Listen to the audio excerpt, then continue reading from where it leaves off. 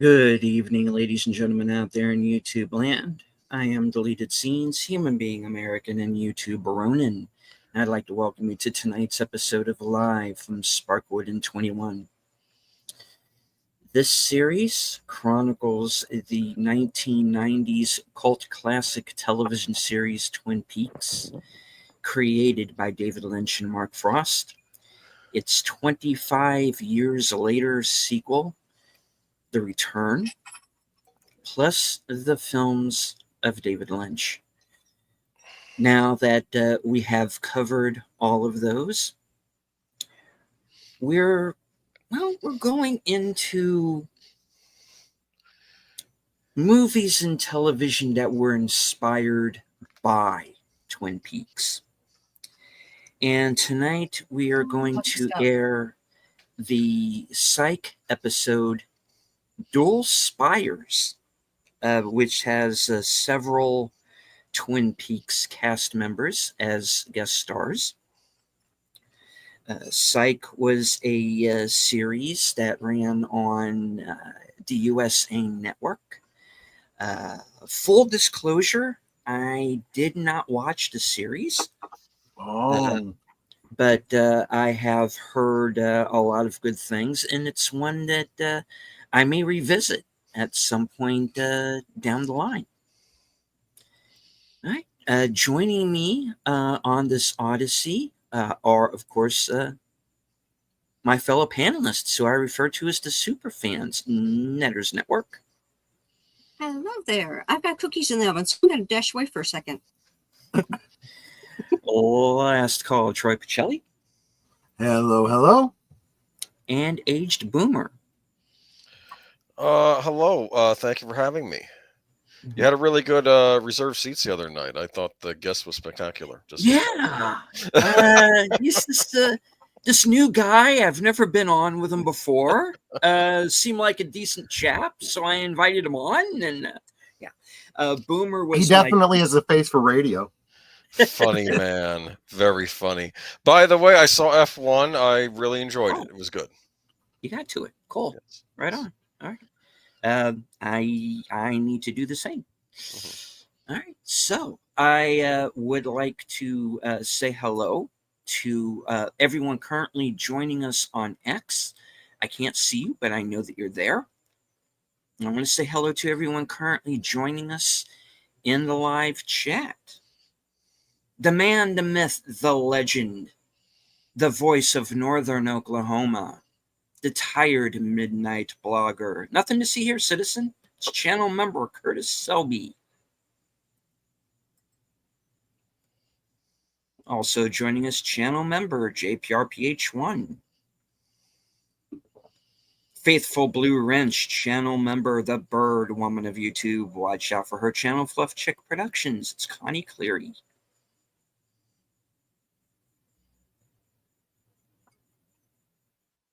Channel member Geek Flag with Nate Nose with the $2 super chat. Like, share, subscribe, comment, become a member. Indeed. Thank you, sir. All right. Enigma Severus. FKHC 2005, sometimes known as Tim. Who flaked out on his own live stream. We need to talk, ladies. We need to talk. Andrea Black joining us. Hi, Andrea.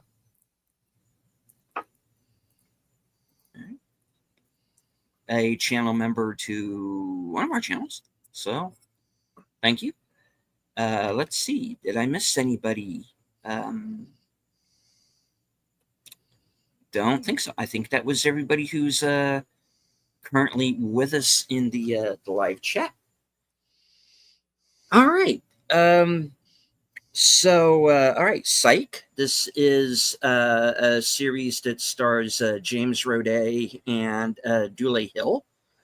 And they are childhood friends. One of them claims to be a psychic, but I believe he's faking. Am I understanding that right?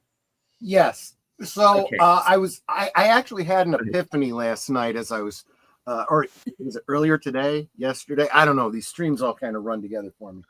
They do. But I realized that it is essentially the Sherlock Holmes formula. Okay, got the one incredibly observant, incredibly talented, incredibly insightful individual, his sidekick assistant, and he works for the police department on cases that they just can't quite crack. The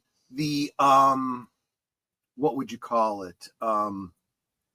The slant on it, or the thing that sets it apart, is that whereas Sherlock Holmes was a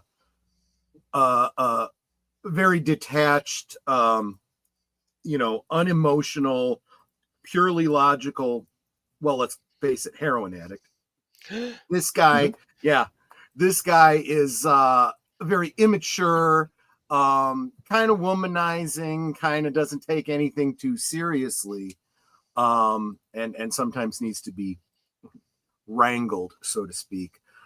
You also have the element that the reason he is so skillful is that his father has pushed him to be observant and take note of everything, be aware of everything, because his father's a cop, wants him to be a detective someday, but he screws around and pretends that he's a psychic, and some people kind of call him out for it. Others are just completely amazed, at how did he know that? It's just amazing. Well, of course, he knows her name because she's wearing a name tag, right? He saw the letters sticking out of her thing, so he knows she got a bill from the repo company, things like that. That's the overarching shtick of the show. Obviously, his dad and his partner both know that he's not a psychic, but he lets everyone else believe that he is.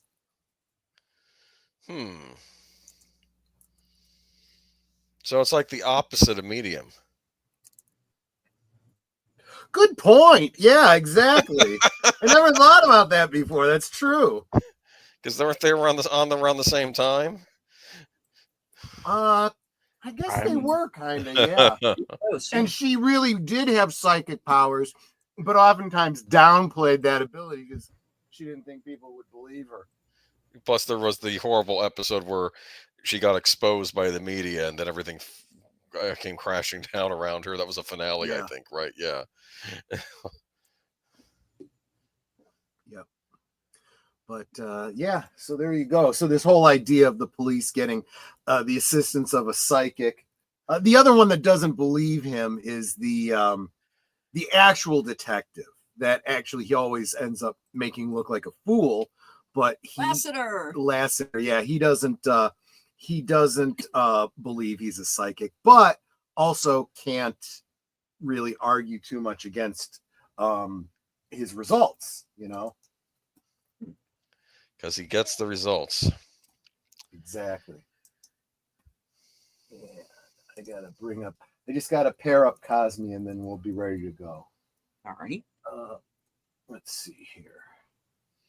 I don't want members. There we go. So, as I said, didn't watch the show. It's one I may revisit here in the future. So this is going to be a first watch, and you will be getting my. You will be at least getting my genuine first reaction to the show. I know what that reaction is going to be. Ooh, You're gonna laugh. I know you're gonna laugh. Yeah, I hope so. John actually came up with a scam of being psychic because he knew so much about a crime. They were looking at him as a suspect. I had forgotten the details of the early episodes. This one is obviously one of my favorites, and in a certain way, he does end up with a kind of a Moriarty character later on in the show, played by Ali Sheedy. Interesting. Nice. Okay. All right. You said Ali Sheedy. I'm intrigued. She's only in like 2 episodes. Don't get that excited. Huh. Oh, she's in a couple because she's his nemesis. Yes, exactly. But that's okay because the pretty blonde detective is in almost every episode. Okay. All right. Right. So if you will all join us over on Cosmic. Cosmic. Mhm. Oh, yes. And there's a hidden pineapple in every single episode. Thank you for reminding me, Nate. Mhm. All right. So what we're going to be watching here, from what I understand, is the extended version that is on the DVD. Yeah. So it's a little over an hour. Okay. Then I also understand there's a behind the scenes There's video that actually you wanted to show as well. So there's actually 2 short behind the scenes videos I think that you'll enjoy. Yeah. okay. All right. So I will count this down. Okay. And let's see. Hello also to Lady Mist, Hi, Lady Lester San Jose, Hi, Lester. and always joining us in Cosme Santiago Chavez. Good to see you, sir. All right. And Sergeant Garatino. Oh, nice. Good to see you, Sarge. All right. All right. Dual Spires in 5, 4, 3, 2, 1, go. And I do have to apologize. I don't have subtitles for this because it is the DVD version. Gotcha. Oh, is that a bunny? Yep.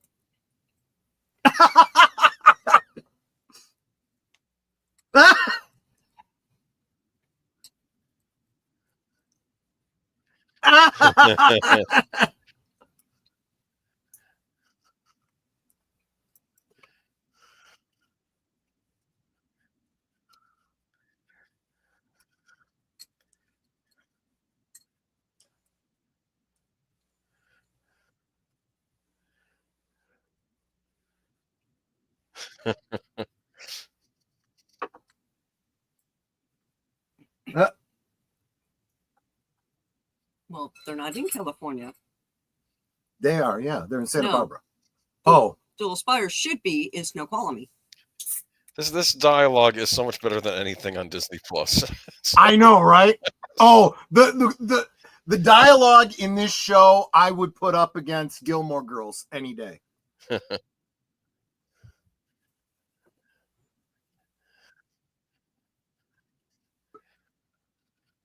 Cinnamon pancakes. That's all I got to say. Mm.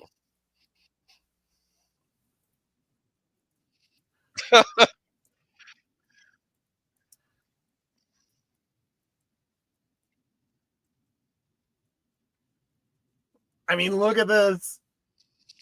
Yeah, we're getting some high trees. Uh-huh. And mountains.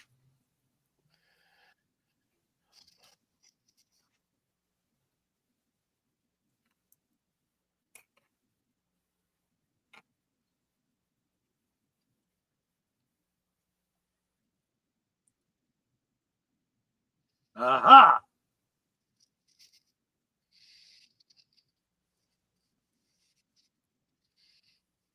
He's like, I don't think I like Fun it. fact, the car that Gus was just driving is nicknamed the Blueberry.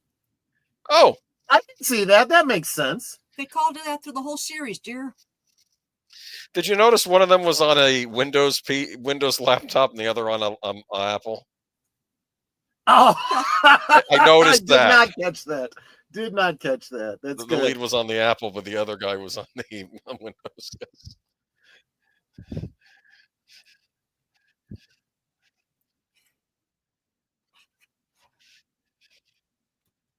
Watch him end up back at the car.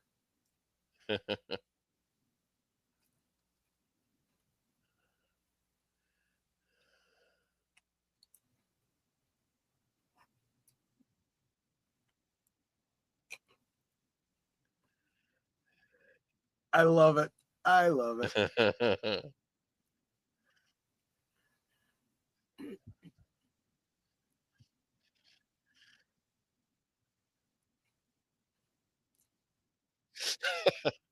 Oh, yeah. Good point. Oh, yeah, if you look around, Nobody else is black. Are you Frederick Douglass? That's so bad. I read about you in my history class. I feel like someone coming up to me and saying, "Are you Abraham Lincoln?" Yes. No, they would call you Santa.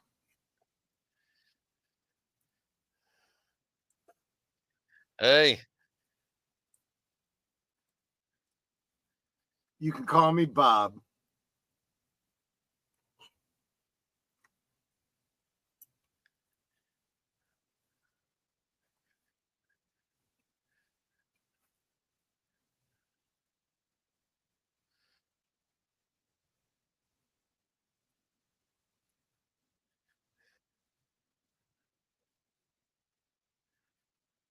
Oh God, that sounds good.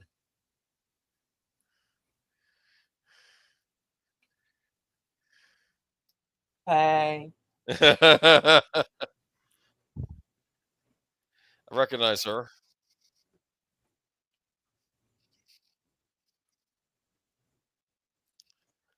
Lenny. Andrew Jackson.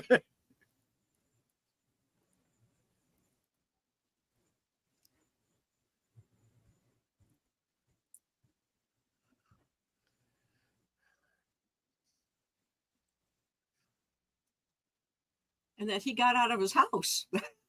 Yeah, exactly.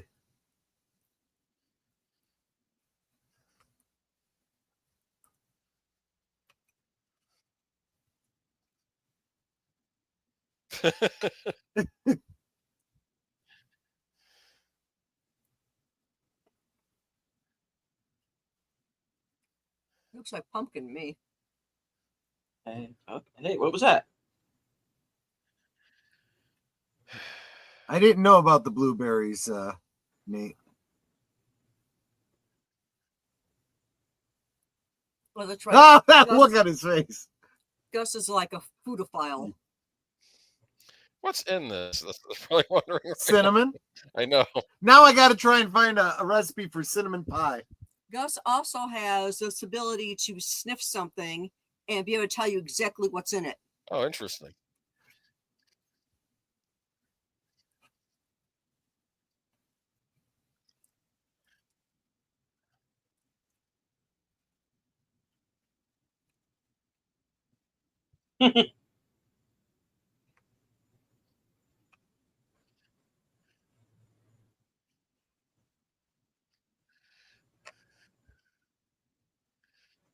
Welcome to Cinnamon Real owl. Raid Nation Gaming Clips.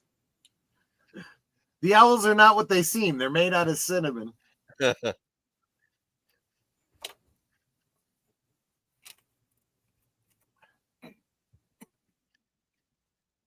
Is the Cinnamon King going to end up murdered? That's all I'm asking. I'm not telling. I'm not telling.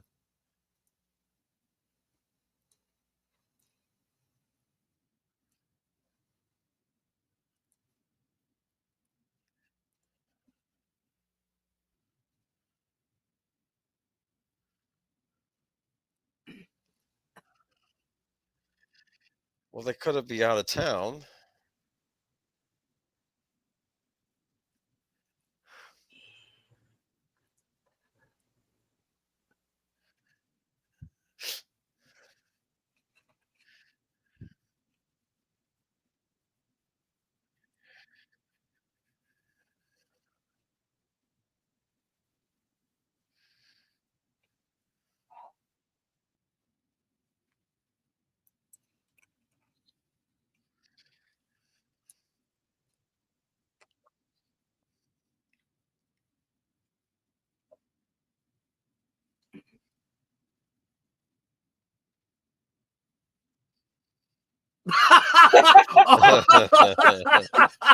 He never gives him the right. No.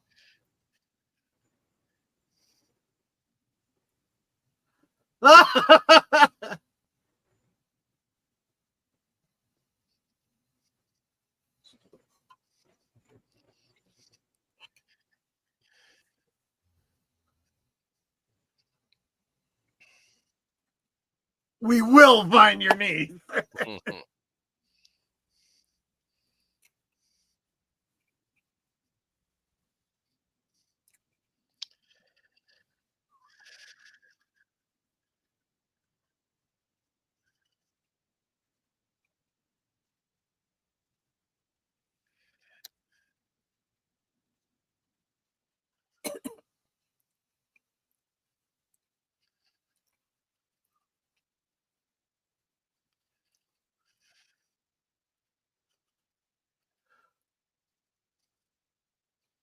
Is that a crown made out of cinnamon?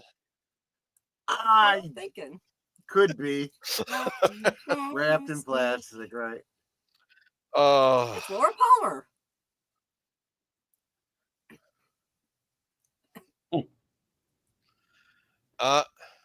That's pretty meta. yes.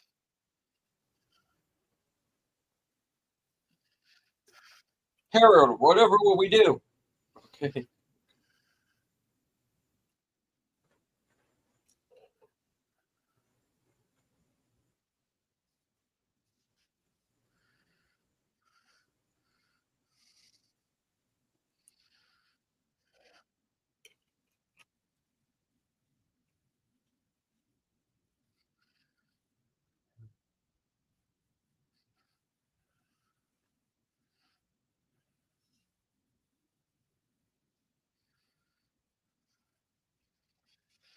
Oh, Not only is he always introducing Gus as a different weird name, it's usually a play on the fact that he's black.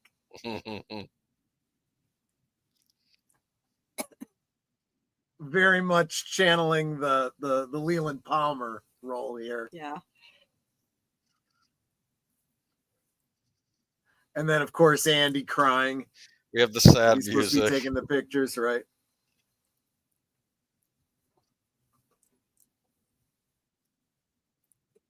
Yeah, it's not Laura's theme, but it's very evocative. Because Laura's right there. Right. Oh, and that guy's supposed to be Hawk, I'm Yep. sure. Right. The sheriff's played by the guy that was the shut-in. Right. I'm sure you It's pointed like, out already. okay, he's hanging over the body with his mouth open, right where her boob is. It's like you might And want hello to to move Big your Al head down or Presents. up. Hey, welcome.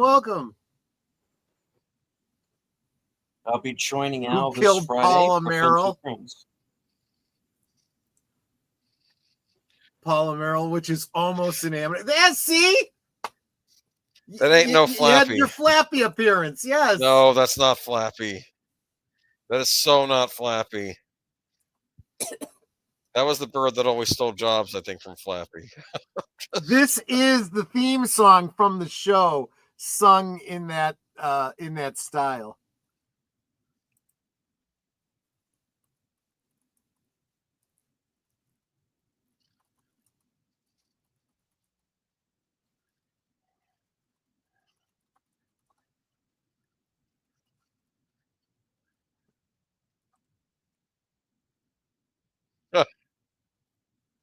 That's pretty cool.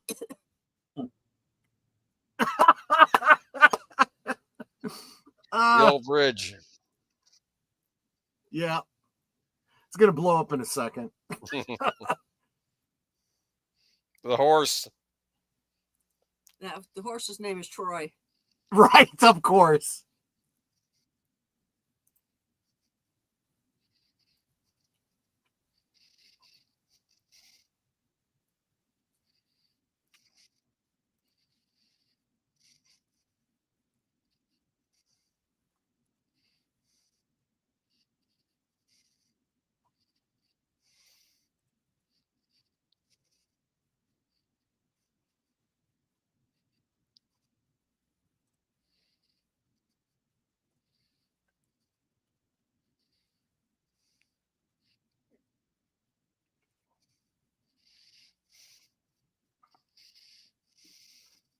In case it wasn't clear, I just had to look it up to confirm. It was Julie Cruz who was singing that that version of the theme song.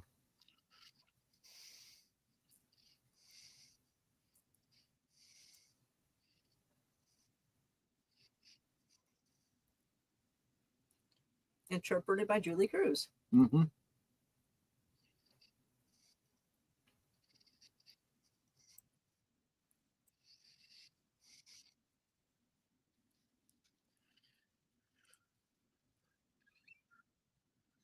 What? The rickshaw.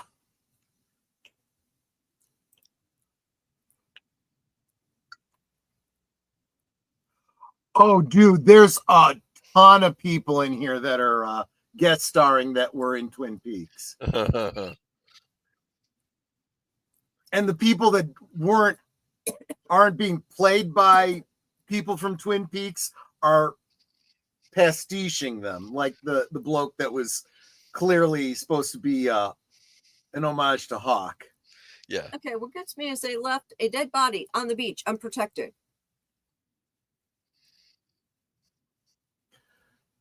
So that's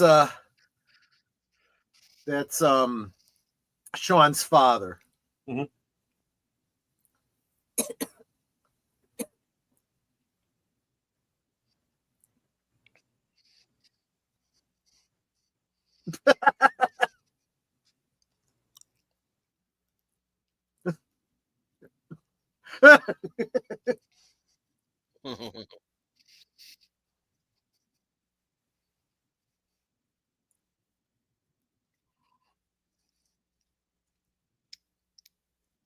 Take a step back. Literally, you could only stand in that one spot.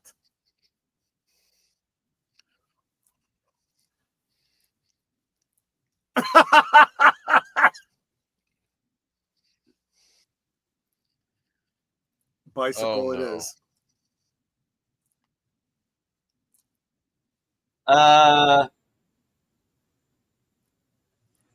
You can be Miss Daisy. I don't want to be Miss Daisy. Director of Fantastic Four, Matt Shackman.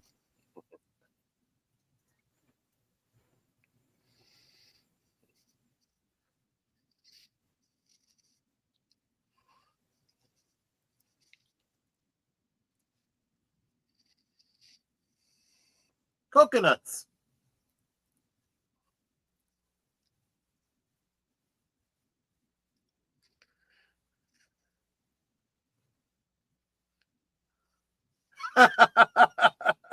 Bird. Uh-oh.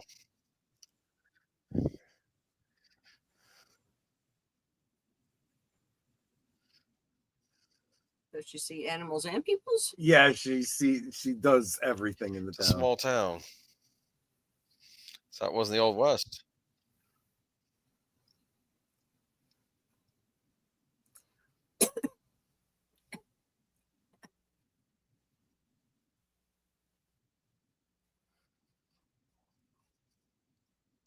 She would have seen him at the crime scene.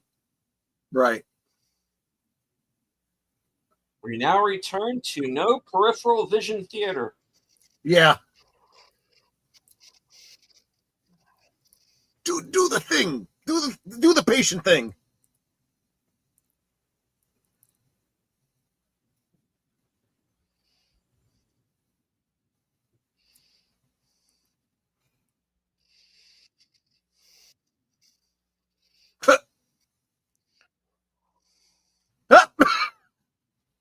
Ah!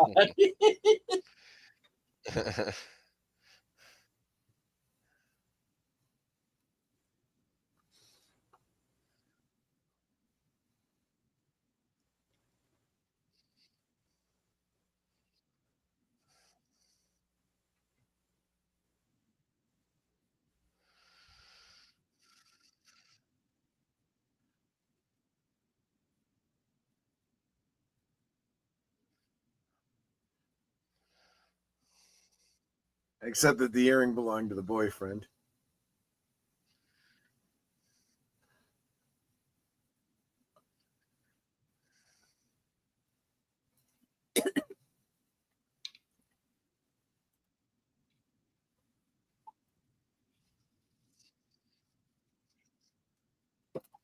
Mm.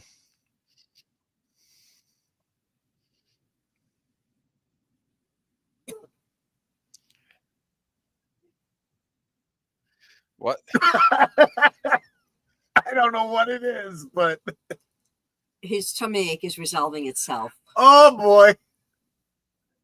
Wow. That's a big one.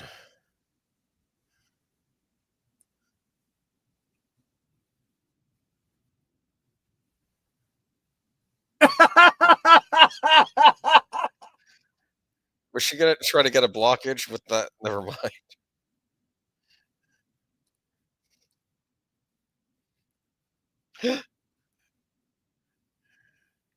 Here we go. Oh, That would have been too much. I like that. Of course. Well, I had to make an appearance in the show somewhere.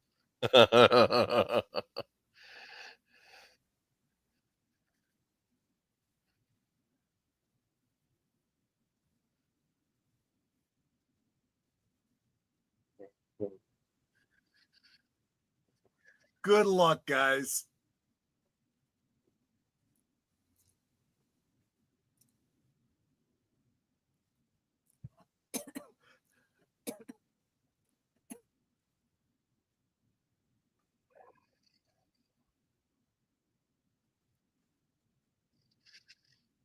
The thing is, he doesn't even know that they're chasing. He's being chased. Yeah, probably not.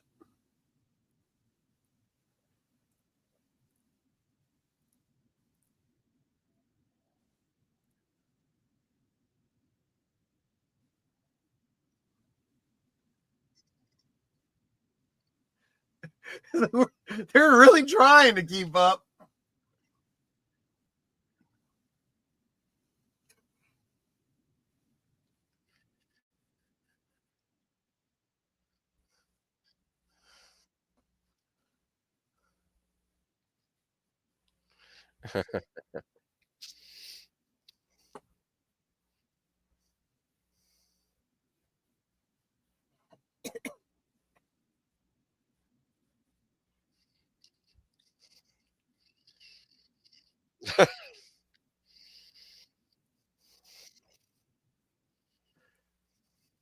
So Nate says that the creative team behind Psych, which includes Frank's, initially considered asking David Lynch to guest star in this episode Dual Spires, but ultimately decided against it. Interestingly, Lynch's daughter Jennifer, who has directed episodes of Psych, apparently once implied to Psych star James Roday Rodriguez that her father had seen the episode and was pleased with it. That's nice. Look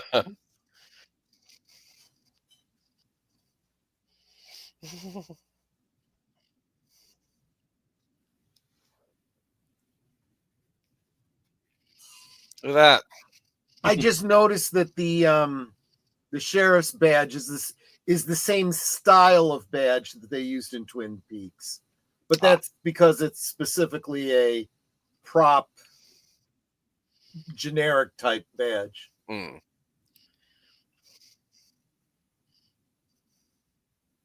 hello to ussarn G. Hey, ussarn G.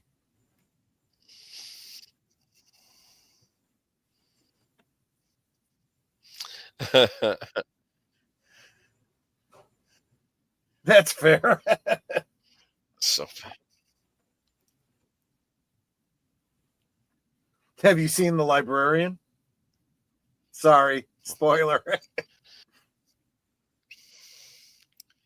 Oh, really?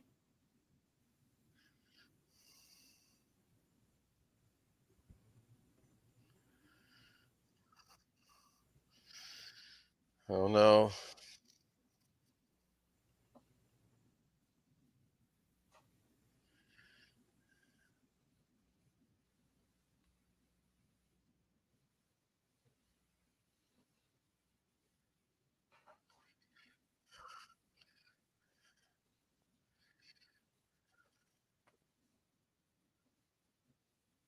Jesus. So the earrings are basically the heart pendant.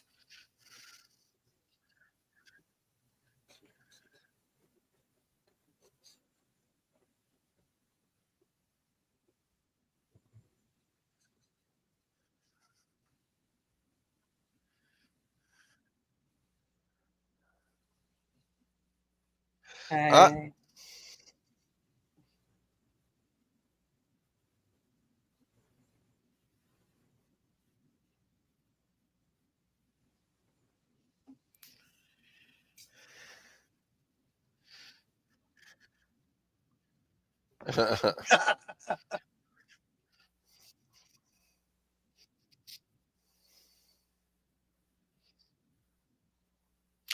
Yup. Cherry Coke. Cherry what? Everything.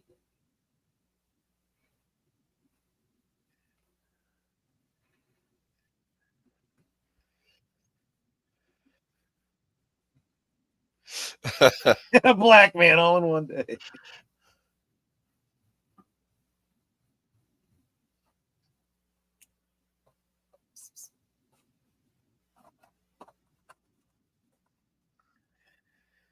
Thank you.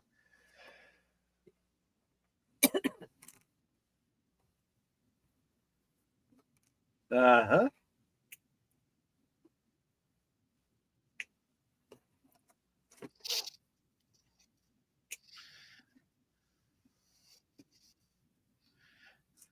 I'm sure. In a Corey Chase kind of way?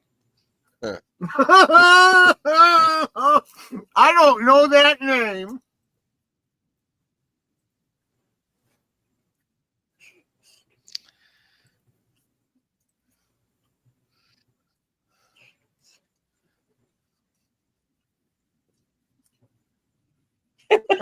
One of these things.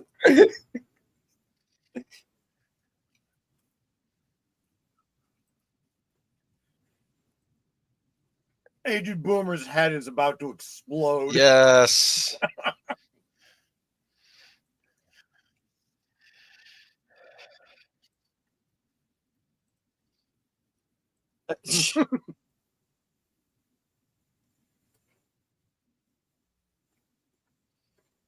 Earl Wyndham.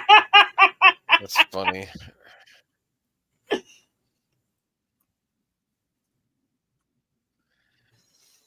What?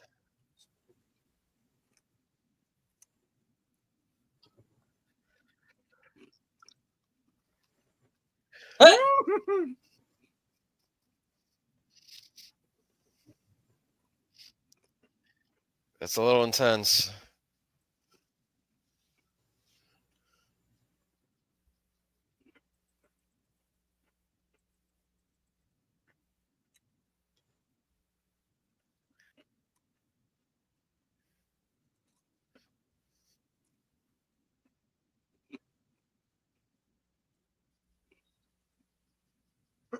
What?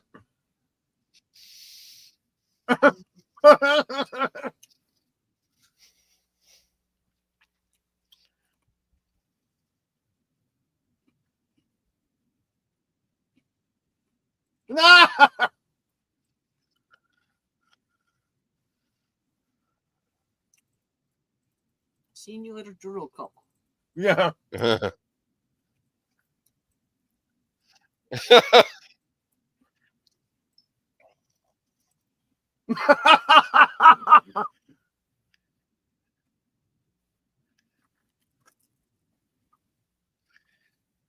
Not as bad as them.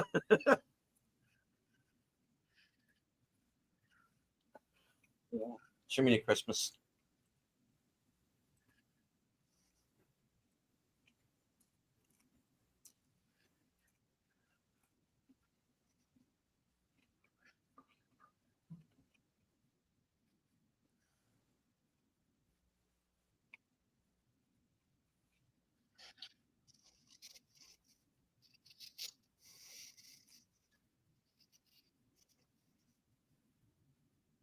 Ew.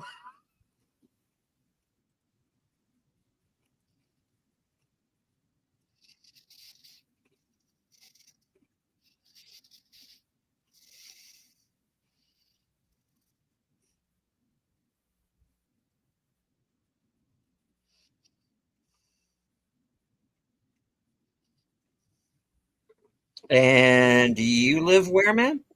I mean, Yeah, exactly. I mean, Like I know where everyone lives in this town that I've just come to.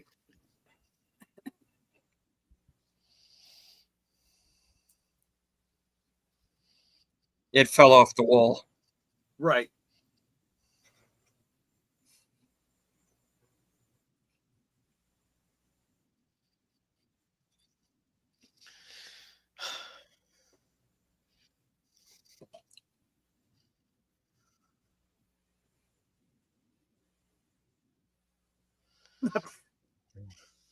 The heck? Did you like that? Yeah, exactly. Exactly. So obviously they're going for the Leland and Sarah kind of vibe here.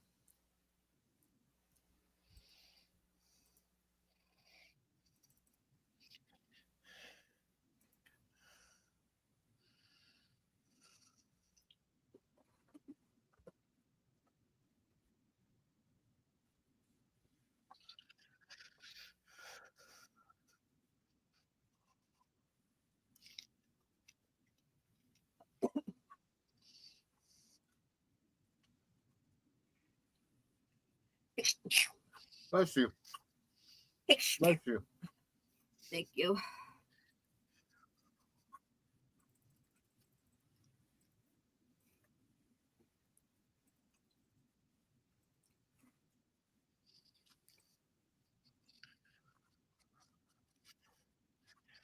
Ooh. Yeah, you just went into Gone Baby Gone territory. Mm-hmm.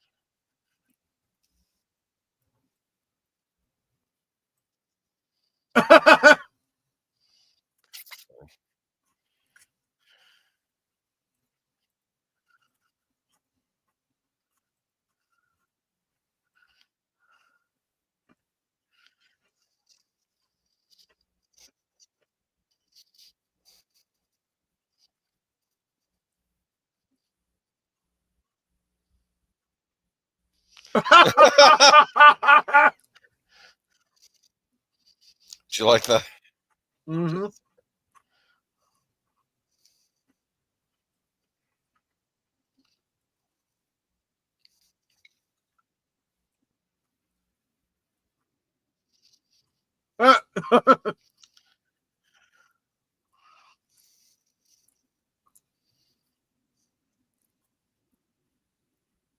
Looks like.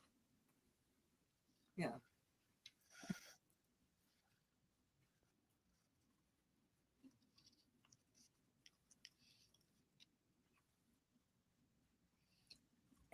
Harry is?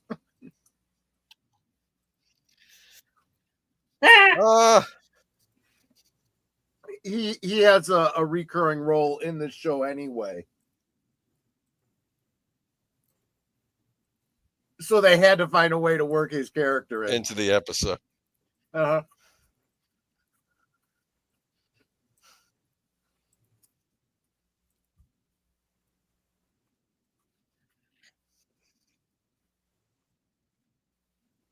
The letter Of J. course.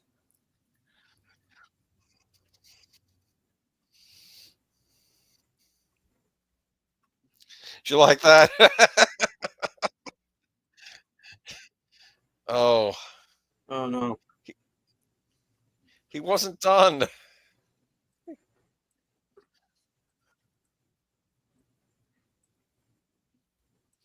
Well, she was Nancy Drew once. She was? Yep. She was what? Apparently she played Nancy Drew at some point. Huh. Yeah, the only Nancy Drew I knew was the one that, was on Dallas and posed for Playboy. Well, yes, there has only been one that has counted correct, but still.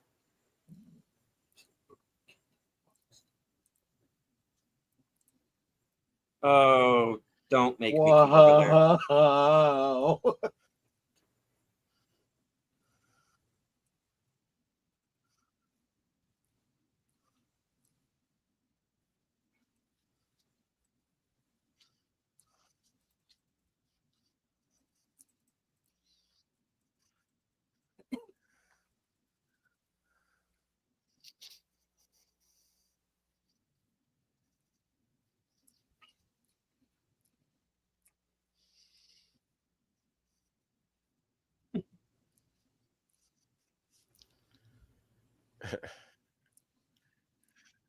JS.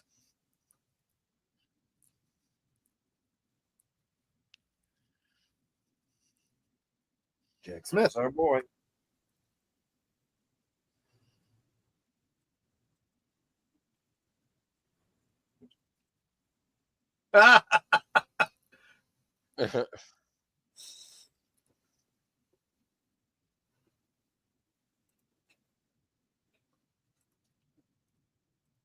Oh, jeez. Jeez.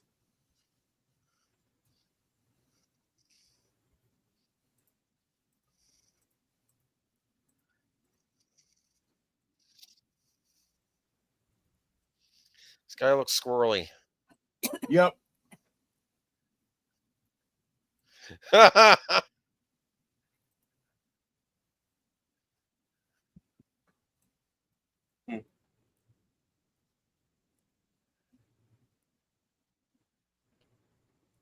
Yeah. I did say once.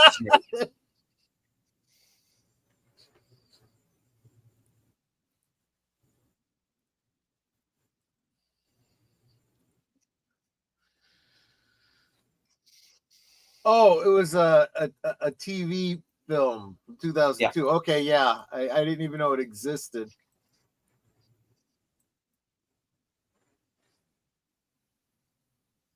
Oh.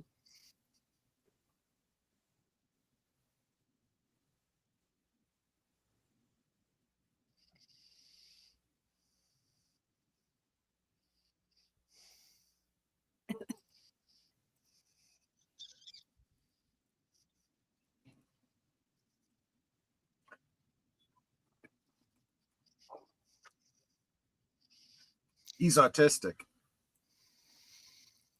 Yeah. And he can't ride a bike worth a shit. Eyesight. Yep. He's got bad eyes.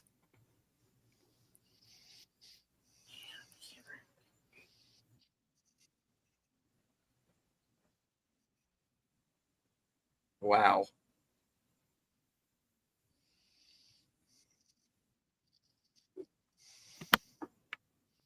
Okay, I take back the biker mark, buddy.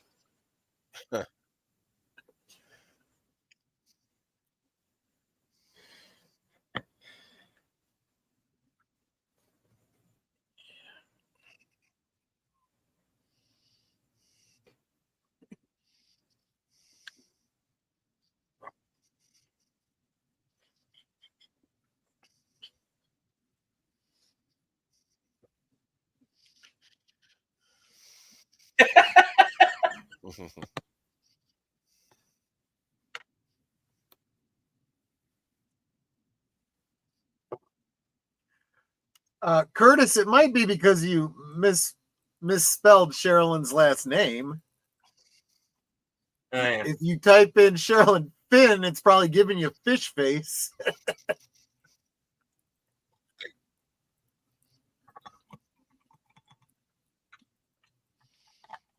No!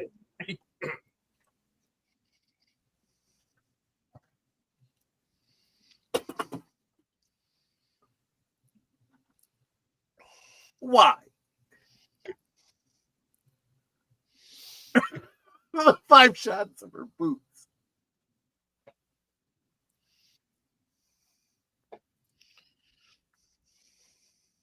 Uh-oh. Randall.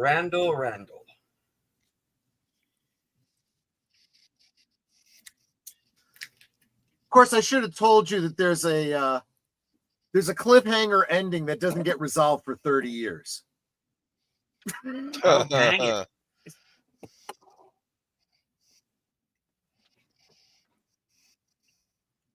Well, I survived the first one. What the hell?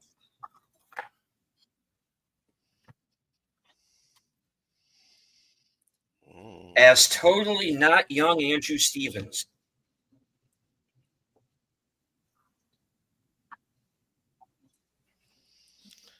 Da, da, da. Right.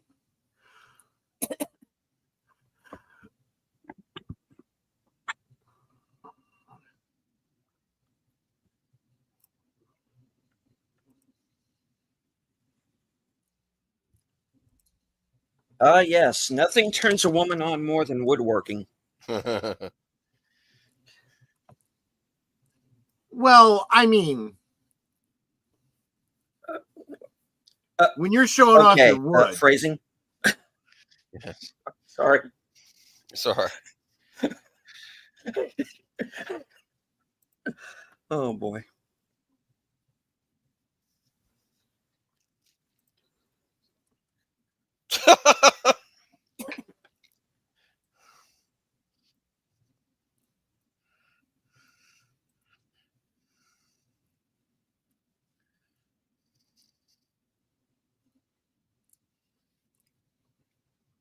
get your wood out of her face. I said that already.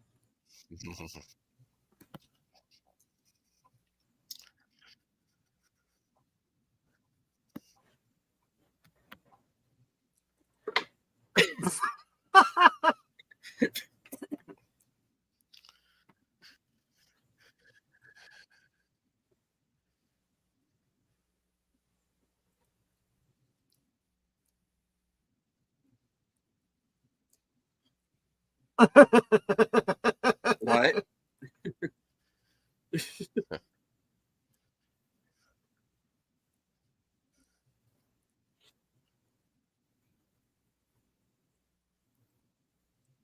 I can work with that.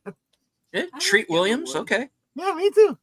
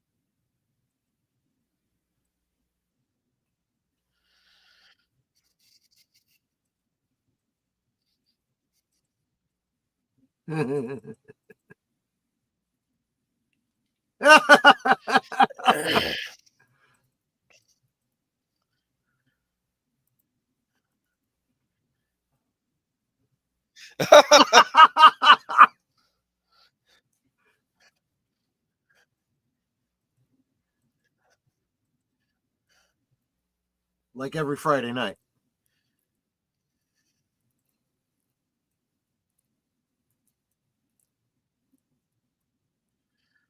Uh-oh. Did they? Why didn't you just buy a whole damn pie? Because you're never intending to eat the whole pie. You're I just know, gonna have a right? slice.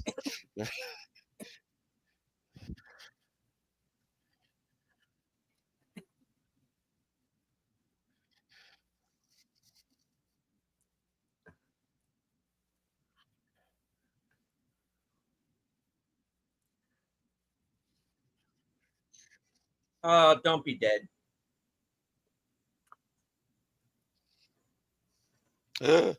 Damn it.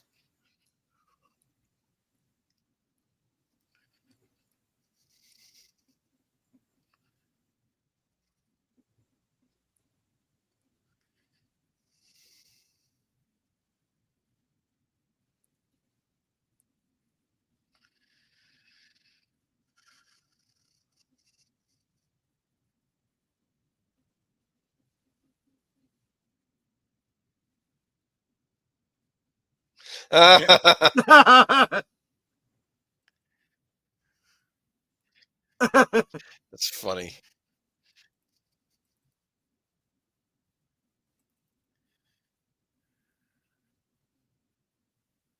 Jacuz.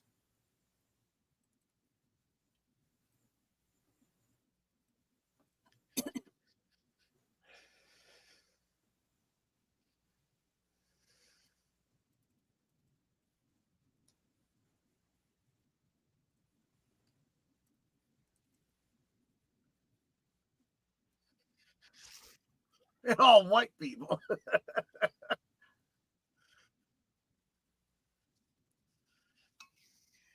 He knows that the library has an internet connection.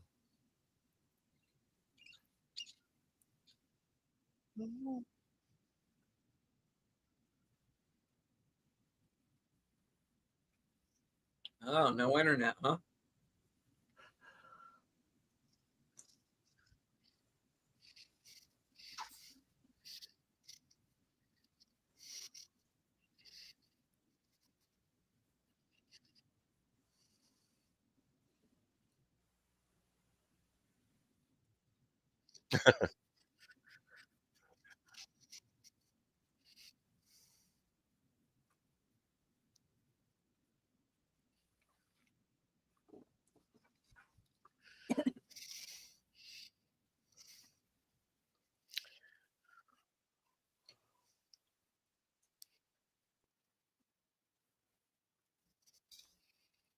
Yes, but you have internet, so you can contact people.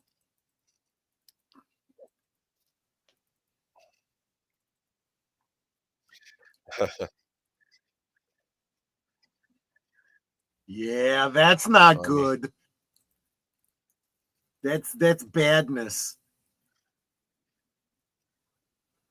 Locked in tiny room.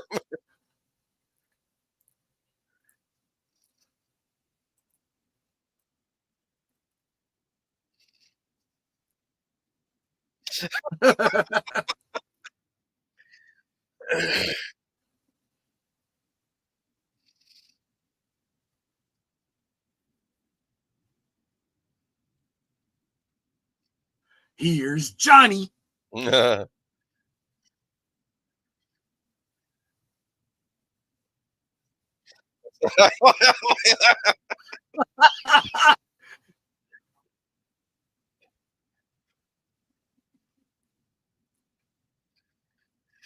You know who it is, right? Oh,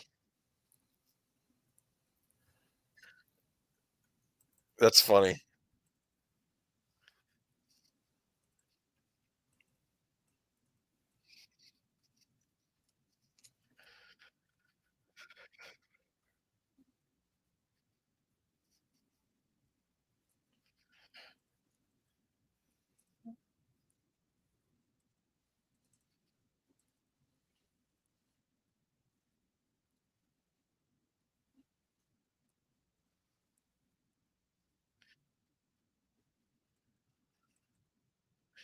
Uh huh.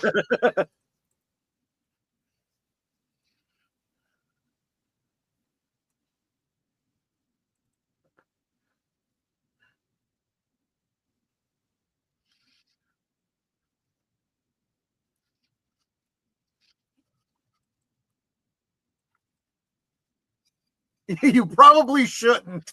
Oh. I mean, it's as honest as you can get, right?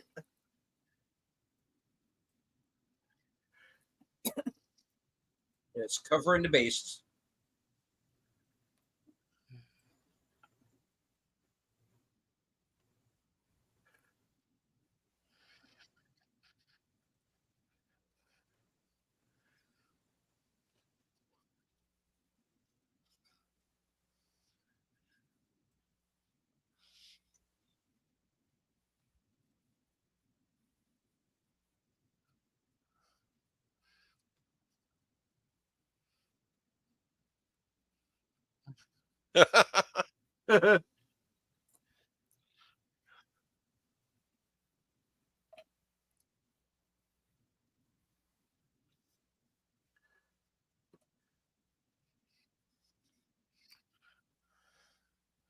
It's the village.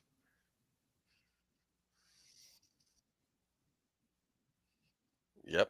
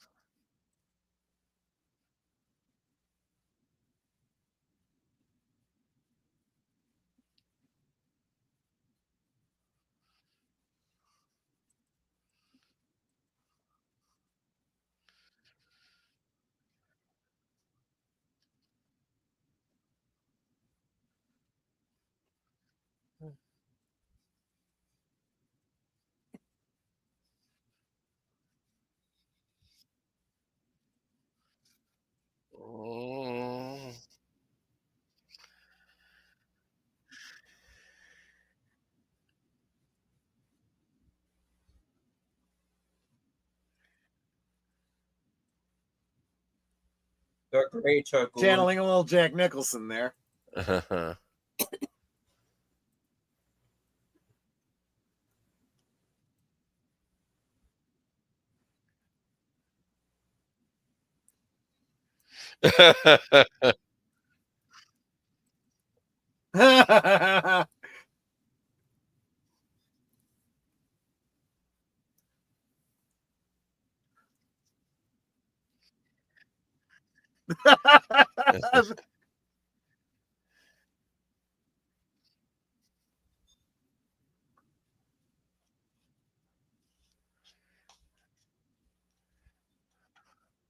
I mean, even blind people can tell what direction you're in by listening. Okay, this last segment has like a metric shit ton of Easter eggs. You can't catch them all. Huh. It's definitely for watching over and over and over again. I never realized how tall he was. He's dancing like the little man Yes. of the place. I wonder how long he had to practice that. Remember, he lost all vision in one eye, so now he's wearing an eye patch. Uh-huh.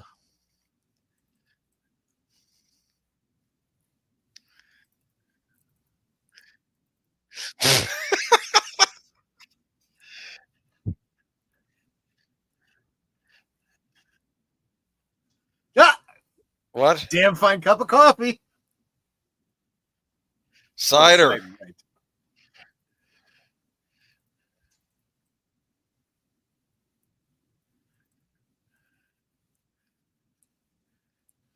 There's your lumberjack. Get hit in his head.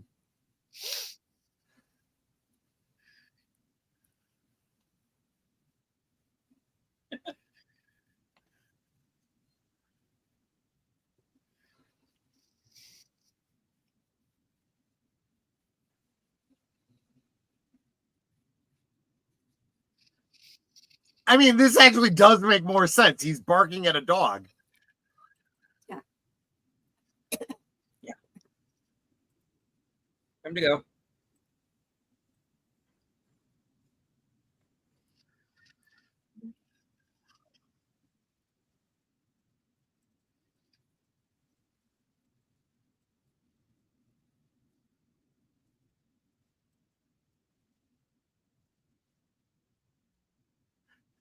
And he's dancing with the picture in the back there, like Leland. A lot to pick up there. Right? Yeah. Do you think people who'd never seen Twin Peaks would have been lost in this episode? I'm sorry, say again? You think if you hadn't I already think seen people who've Twin never Peaks, you seen would be Twin wondering what's Peaks would going be on? lost in this episode. No, well, you could watch this just as a Psych fan and be okay with it and just know you're missing a lot of references to something else. But the whole show is like that. I mean, they homage and pastiche all kinds of things on this show.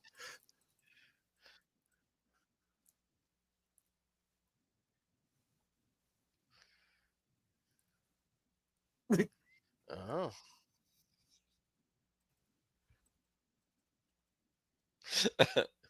He is right.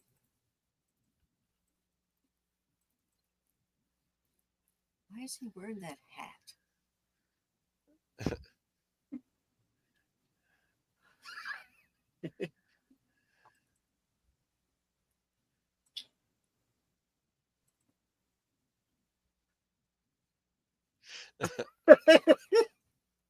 I like how they just keep the bit going.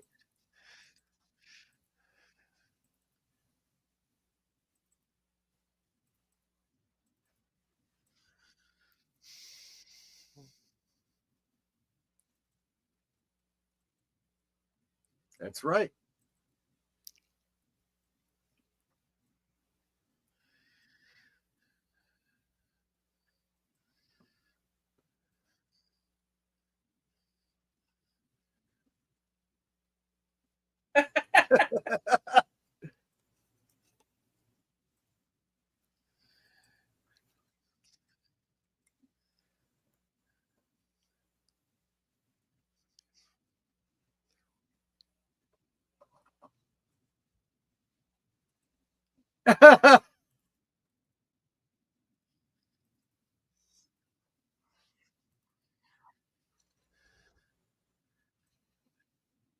There you go.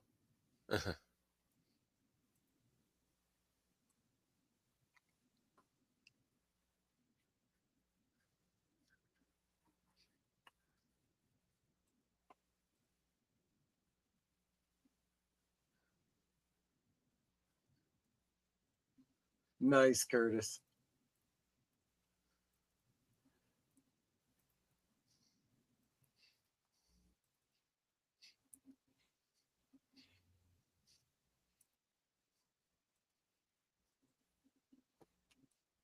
That was something I liked about this episode and Psych in general, how instead of explaining to you how he knows stuff, just shows you flashes of what he's remembering.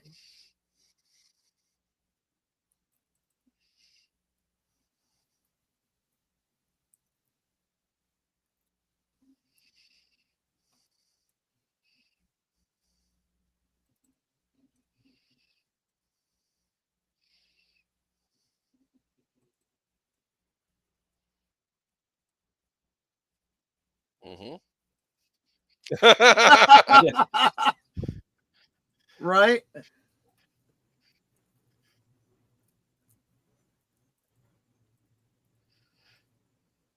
It's true.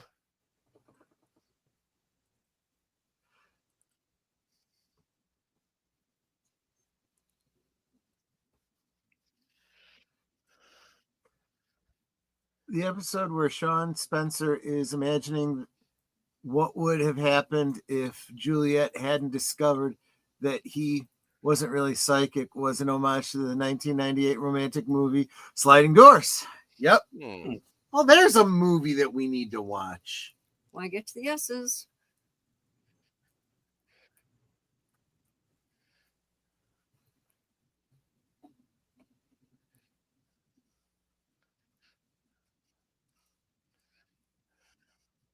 I totally missed that his name was Jack. One-Eyed Jack. And Chris Pratt, that's where he got his start on Everwood. Hello, Slasher Fred.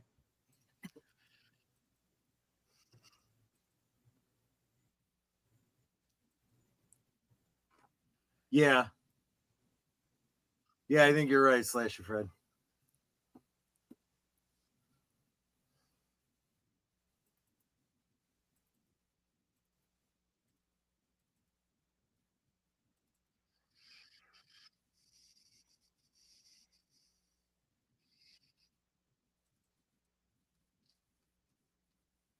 Okay, well, there you go.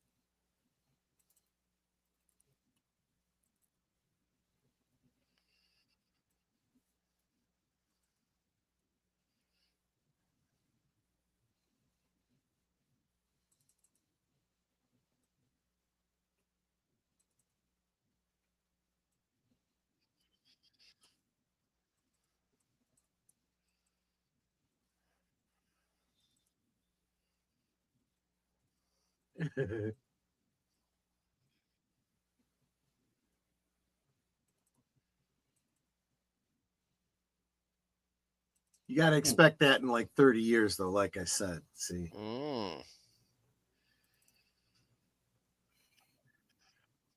Hi.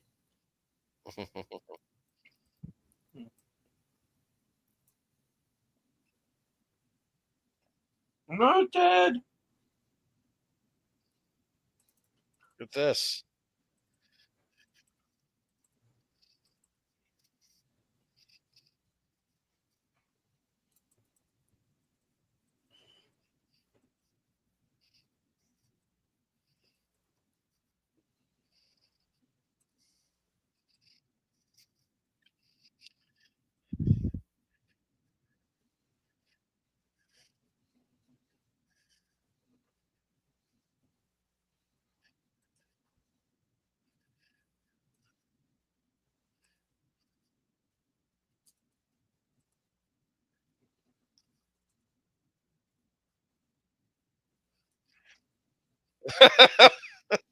Right. Wait, what?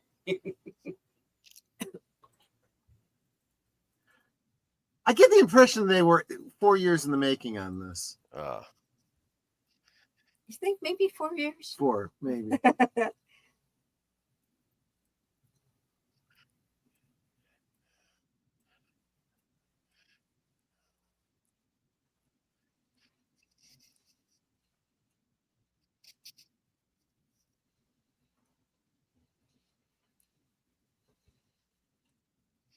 That's right. I remember the Clue episode. You're right.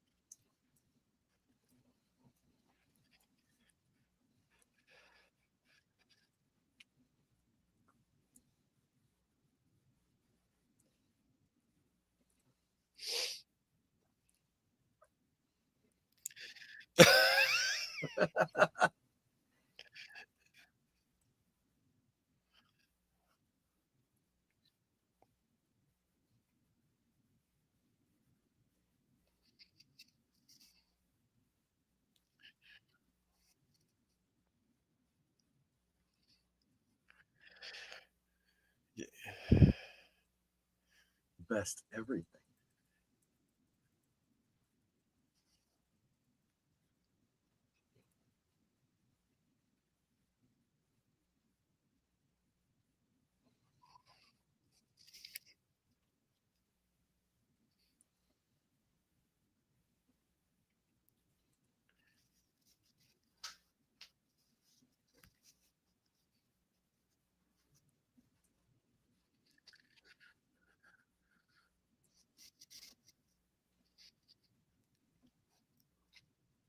It just hit me, Donna.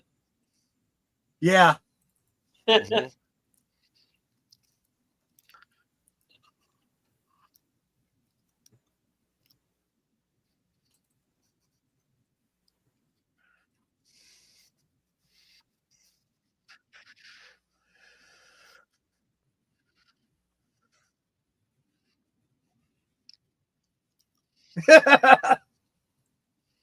He played the devil.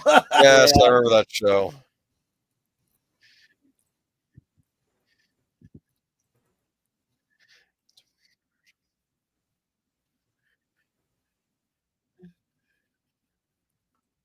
Wouldn't be surprised, yeah. Strange and wonderful.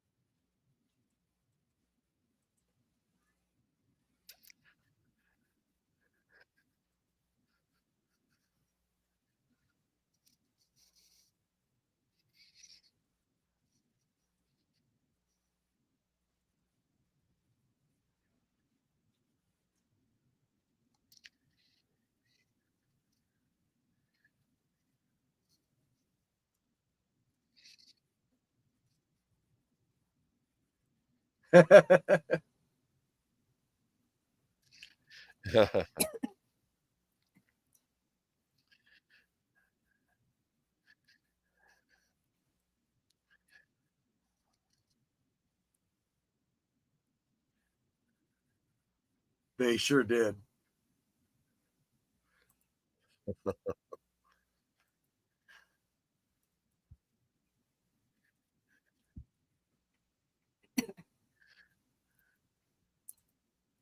Of course. Of course. She is very sweet. Yep. Yep. See? See? Very cool.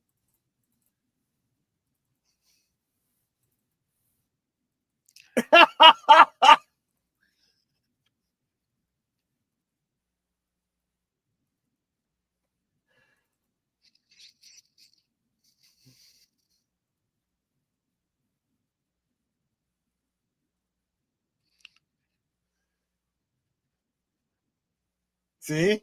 See?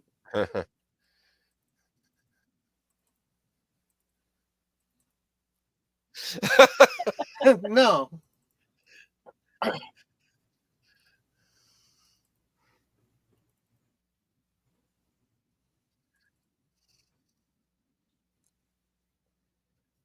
Oh, It's my mom. oh, her mom called her. Yeah.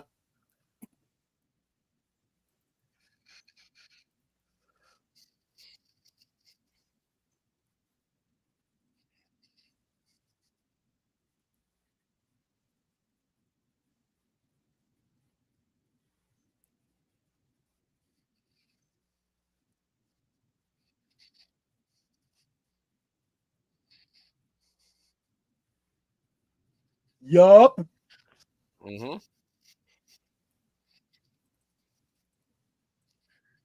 And remember, this was before the return. Yes, it was.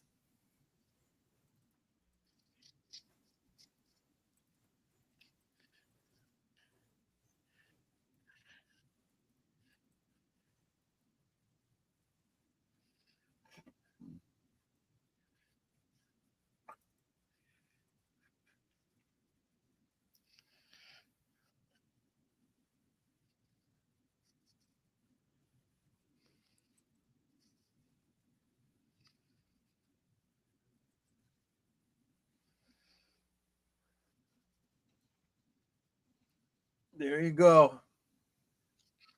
You know, I want to bring up a point. Uh-huh. You can parody something and still treat it with love and respect.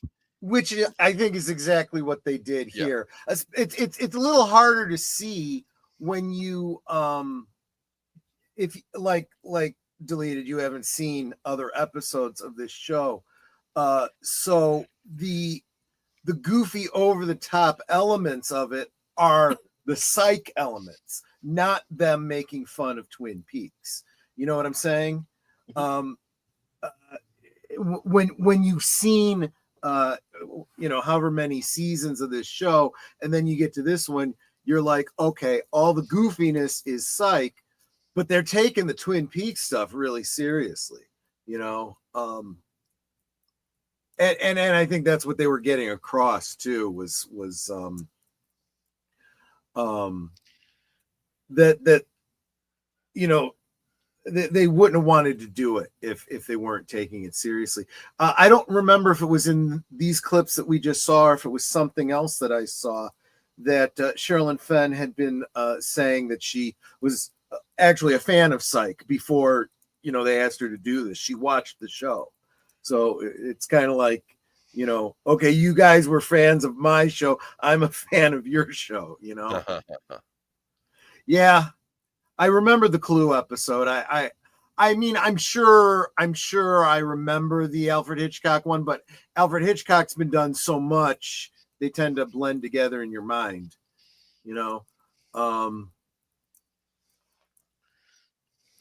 The West Wing. Okay, I didn't really watch The West Wing, so I didn't catch that. Yeah, I really like him, so I'd love to see more stuff that he might be in. We're here to investigate something or other and eat pie. What is the other thing? I don't remember. Investigate, solve crimes, and eat pie. Not in that order, because we start out by eating the pie. Yeah, exactly. Whose idea is it to watch this? That was pretty much yours, wasn't it, Joe? Probably. If I didn't, then Aged Boomer probably suggested it, and I was like, yep, I got it on DVD. It's all me, but I don't know. I'm trying to think of other television shows that did a Twin Peaks parody. I know that there was a reference to it on an episode of Northern Exposure. Well, there was the whole Simpsons bit with Who Killed. Of course, that was kind of both Twin Peaks and Who Shot JR. Oh, all right. Mm-hmm. And there was a show, a sitcom called Anything But Love. Oh. That had Richard Lewis, may he rest in peace, and Jamie Lee Curtis. Oh, that's right. We have all of those on DVD too. There was an episode that had a Twin Peaks segment in it. I don't remember. He has I am not leaving this newsroom until I find out who killed Hannah Schmankman. Wow. Yeah. And yeah. So that was one that I remember. I do have the trivia sheet pulled up, so I might be able to run across something we missed. When Sean mentioned at the beginning of the episode that somebody in Washington, yeah, you caught this one, invented silent window shades. Of course, he's referring to Nadine. James Roday co-wrote the episode. Mm-hmm. In a nod to Twin Peaks, Paula's friend Jack is blind in one eye, making him a one-eyed Jack, the name of the Canadian casino. And of course, at the end, he's got an eye patch, just like Nadine. And he's got the little red suit on to be the little, just like the little man from Another Place, the arm. Several of the guest stars who starred in Twin Peaks are playing parodies of characters from the original show, right down to their names. Most notably, Sheriff Andrew Jackson, parody of Harry S. Truman. The Wood Woman is the same actress who played the log lady in Twin Peaks. At least that's how she's credited. And to put a Psych-esque pop culture spin on things, Sheriff Jackson's son is named Randy Jackson, after the music exec American Idol judge. I caught that too. Paula Merrill is the name of the principal victim, an anagram of Laura Palmer, of course. The episode contains amazing 7 guest appearance from the 90s TV show. Dana Ashbrook, Bobby Briggs as Bob Barker. Ray Wise, Leland Palmer is Father Wesley. Lenny Von Dolan, Harold Smith, who played Sheriff Andrew Jackson. Sherilyn Fenn, Audrey Horne, plays Maudette Hornsby. Cheryl Lee, Laura Palmer, who played Dr. Donna Gooden. Robin Lively, Lana Budding Milford, who played Michelle Barker. And Catherine E. Colson, the log lady who played the Wood Woman. This was not the first Cinnamon Festival Sean and Gus have been to. In the pilot episode, Sean remarks that Gus could not take him, just like he couldn't take him at the Cinnamon Festival when they were 6. The author, that one I missed.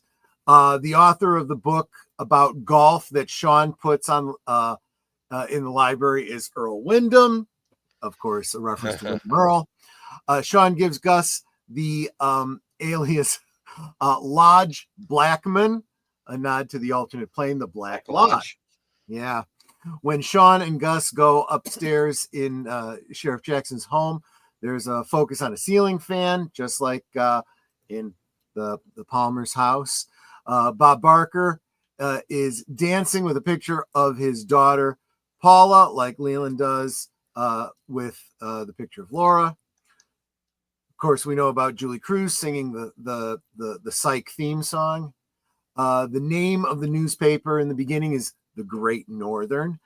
When Sean and Gus first meet Maudette, played by Sherilyn Fenn, she asks, "Isn't Cherry the best?" referring to her soda. In Twin Peaks, her character, Audrey Horne, investigates a brothel and ties a cherry stem in a knot with her tongue. And it's probably in a reference to the cherry pie rather than the cinnamon pie. Yeah, well, yeah, cherry, of course, is referenced often in Twin Peaks, as the cinnamon is in this episode. Gus and Sean find Paula's hidden journal in a black bear with a noose around its neck. Laura's secret diary was hidden with Harold Smith, who ended up hanging himself. When Gus and Sean enter the doctor's office, she tells them that they'll have to wait. Her next patient, which is a bird, is the same breed as the witness, Waldo, the minor bird, that was present at the murder of Laura Palmer.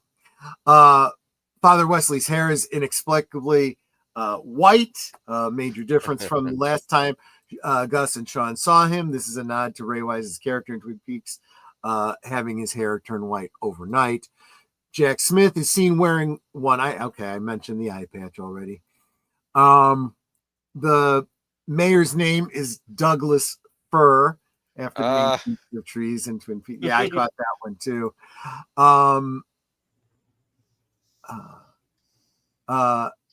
David Lynch was considered for that particular role, but James Roday was worried what David Lynch would think of the script. After a commercial break, the camera zoomed in on wood being cut with a saw, like the opening credits of Twin Peaks. Deputy Frost is a reference to Twin Peaks' Native American Deputy Hawk and its series co-creator, Mark Frost. When Gus and Sean walk into Dr. Gooden's office, there are coconuts on the counter. Dr. Jacoby in Twin Peaks hides a tape from Laura in a coconut in his home, and Cheryl Lee played Laura in Twin Peaks. Where was the pineapple? You said there's a pineapple in every episode. It was there somewhere. I don't know where it is in every single episode. The breathy, ethereal Twin Peaks-esque version of the Psych theme is performed by Julie Cruz, of course. Cinnamon King Owl Trophy is named Leo. This is both a reference to the owl motifs in Twin Peaks and Leo Johnson. The Sawmill Diner, a nod to the sawmill in Twin Peaks, along with the mention of it getting burned down, which happened in both shows. Spot the pineapple in a bowl of fruit on Bob Barker's table. There you go, Netter. Uh-huh. The Cinnamon King and Paula share an earring, just like Laura and James Hurley each had one piece of a golden heart necklace. Initially, Gus suspects Jack Smith of killing Paula because he's a creepy dude in a creepy place, much like Harold Smith is suspected of killing Laura for the same reason. Sean tells Maudette that Gus tells Maud there's a typo here, that Gus needs a date for Betty Boop night at the Roadhouse, a local hangout spot in Twin Peaks. Michelle dances around the diner much like Audrey does on different occasions. When Sean and Gus see Randy riding on a bicycle, the song Baby Did a Bad Bad Thing is playing. The song is written and performed by Chris Isaac, who also starred in Fire Walk With Me. Gus comments, we need to pitch this to Mark Burnett. Mark Burnett is a television producer, writer, director, known for reality shows such as Survivor, The Apprentice, and The Shark Tank. The moose head can be seen laying on Bob Barker's living room. This is a nod to the stag head laying on the table in the police station in the first episode of Twin Peaks. The end credits are identical to those of Twin Peaks, but feature a picture of Paula Merrill in the same outfit and pose as Laura Palmer. I can imagine Cheryl Lee telling the girl that played that role, well, welcome to the club. I had no speaking lines either. When Gus claims to know all the small town newspapers in California, Sean asks Ridgecrest, to which Gus replies, the Daily Independent. The Daily Independent is indeed the local newspaper of Ridgecrest, California. At Bob Barker's cabin, there's a painting of a general resembling Dana Ashbrook's, Bobby Briggs' father in Twin Peaks, Major Briggs. Don S. Davis, who played Major Briggs, guest starred in Psych's pilot episode as Camden McCullum Sr. Paula refers to another person in her diary as the letter J, just like Laura did. Both girls worried someone was reading their diary. Yang's book was edited by Dr. Ann Powers. The real book, Reincarnation and Rebirth, hidden inside the golf book sleeve in this episode, was authored by an Ann Power PhD. Everything about this episode, from the title to the guest stars and the pilot line, overly dramatic acting, the theme song, are not to Twin Peaks. No, I'm glad they told us this in this trivia list. Otherwise, I never would have gotten that one. At 50 minutes, including ad breaks, this episode is significantly longer than the average episode of Twin Peaks, which is usually 42 episodes if ad breaks are removed. While John DeSantis, the 7-foot-tall man, did not star in Twin Peaks, he did star as Lurch in the new Addams Family series, just as Twin Peaks giant Carl Stroidkin, yes, that's correct, appeared in as Lurch in the Addams Family film. Oh, the movies, right. Right. Gus asks to poke around, then he says peek, as Sean says peek as well. The call number emailed to Sean is F796.352. The Dewey Decimal System of classification does not contain letters in front of the number in a call number. Library of Congress system of classification does use letters. F796 is New Mexico. However, in the library, where using Dewey Decimal System, as Gus suggests, the books about golf would be found with the call number 796.352. Most public libraries do use DDC, so the Dual Spires library should use Dewey, but no library uses both. When Sean and Gus enter the doctor's office, Sean says, "Hello, Doc Gooden." Dr. Dwight Gooden was a pitcher for the New York Mets and Yankees, among others, from 84 to 2000. Cheryl Lee is another connection between Psych and One Tree Hill, as she played the birth mother of Haley Burton's character. This is the second consecutive episode in which a man guesses Juliet's weight. When Sean and Gus emerge from the library that was set on fire, Sean says, "We were about to be Wicker Men." This is a reference to the 1973 movie starring Christopher Lee. Edward Woodward and Christopher Lee, and Britt Eklund, as I recall, where the protagonist, Woodward, was burned alive in a giant humanoid wicker structure. All I really remember is Britt Eklund, to be honest with you. For the second consecutive episode, a character tries to guess Julie's. Okay, we already said that one. When Sean and Gus go to talk to Randy Jackson, he begins throwing darts at the dartboard. Immediately after telling them he barely knew Paula, his first throw goes far off its mark and misses the board entirely. Once he admits to them he and Paula were friends, his second throw lands on the board but far from the bullseye. Then once he admits that he loved Paula, he throws a bullseye. Each of his throws represents how closer to the truth he just answered, with the first being an outright lie and not landing on the board at all. So there you go. What it doesn't say, and it really should, is that that probably also is a reference to Agent Cooper throwing the stones, at the jars, trying to figure out who the murderer was. So, and honestly, I'm telling you, that last scene in the diner, there's a whole lot more references that people haven't picked up yet. You gotta be looking for them. Well, some of them were pretty obvious. Like there's the girl in the background doing the weird dance, which was like the kid in the high school, doing the dance and whatnot. There's probably some others that I've missed, but there's a lot there. So there you go. I think that one of the best ways to understand the cultural impact a show like Twin Peaks can have is by looking at parodies and pastiches of them.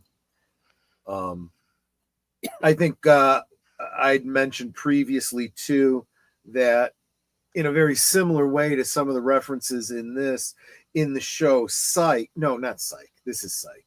In the show, what was that one with the parallel worlds? Sliders. No, not Sliders. It was just the two worlds. Two Fringe. alternate worlds. Fringe, that's what it was. I had Psych in my head. I couldn't get past it. In Fringe, of course, the crazy doctor in there has red green 3D glasses Walter that he had Bishop. gotten. Walter Bishop, and he had gotten them from a friend of his, a psychiatrist in Washington State. Of course, a reference to Dr. Jacoby. So trying to make the implication that it might be in the same narrative world. And I'm good with that, because there was a lot of those J.J. Abrams projects that clearly were influenced by Twin Peaks. I still argue that Lost was also one that was very much influenced by Twin Peaks as well. If nothing else, the whole ongoing mystery concept. In fact, given that analogy, I am going to say this is the closest thing I will ever come to a defense of J.J. Abrams and his stupid ass mystery box concept. If he was trying to emulate David Lynch in the idea of never letting you know what the solution to the mystery is, then I could get behind him and his whole mystery box concept. My problem is he misses a key point of David Lynch's idea behind mystery. He doesn't intend for you to ever get the answer or have it confirmed for you, but he knows what the answer to the mystery is. I don't think that J.J. Abrams ever did. He makes crap up as he goes along. That's up for His another mystery box is like a MacGuffin. I always figure he's going to leave the mystery box for another writer to figure out, right? It was always... That's what he did with Star Wars. You know, so yes. I'm giving you a concrete example of it. So yes. He gave those mystery boxes to Ryan Johnson. Who opened them up, turned around, popped a squat over them, then wrapped them up and handed them back to us. It wasn't a big mystery what was in that box anymore. Oh, jeez. But anyway. Anyway, you didn't think I was going to get that much talk and lore related to David Lynch and Twin Peaks as we did from this little parody episode. Well, it was a love letter. Yeah, it really was. And I liked all the cameos. It was great seeing everybody again. Wasn't it? Especially the gentleman who played the sheriff, because I know he had passed on. So yeah, it was good that he kind of got to do this. Yeah. That was you know, this was a lot of fun. I'm glad you guys were amenable to doing this one. This one was really neat. Good one. And yeah. And you know, Robin Lively's career is still doing okay, right? Her sister might not be, but she's doing okay. Forgot all about that. Yeah. Yeah, we never touched on that on Sunday. I just didn't want to touch that with a 10-foot pole. There's really not much to talk about. I mean, it's when it all first started going down, people were trying to compare it to what's his name? Jack Sparrow and Amber Heard. Aqua Wife. Yeah, whatever. And it's absolutely not the same thing. It is absolutely not the same thing. Nobody involved there is what you'd consider a good guy or blameless, you know. It's just, oh my gosh, just a mess. Anyway, that's Dual Spires, everyone. Cinnamon pie. Oh yeah, that's right. I was going to look up a recipe for cinnamon pie. I assume cinnamon's in it. I need a recipe for cinnamon pie. Okay, for cinnamon pie, I recommend cinnamon pie from all recipes to make. What would you like? Start recipe, save recipe, send to phone, add to list, or hear next recipe? Never mind. I got one that looks really Alexa, good. stop. Thank you. Oh my gosh, that looks so good. Oh, I'm going to have to try this. Let's see. Cream cheese, brown sugar, eggs, heavy cream, flour, cinnamon, vanilla, salt, ground nutmeg. Kind of makes sense. Nutmeg, sugar, yeah. Whipped cream. Oh God, oh God, oh Sounds God, oh God, delightful. get this. Cinnamon pie is Okay. better than cherry pie because, as it was said in the movie Scanner Darkly, fruit pies are for old ladies. That's what the guy said. I don't know. If you can tie a cherry stem in a knot with your tongue, age is not really an issue.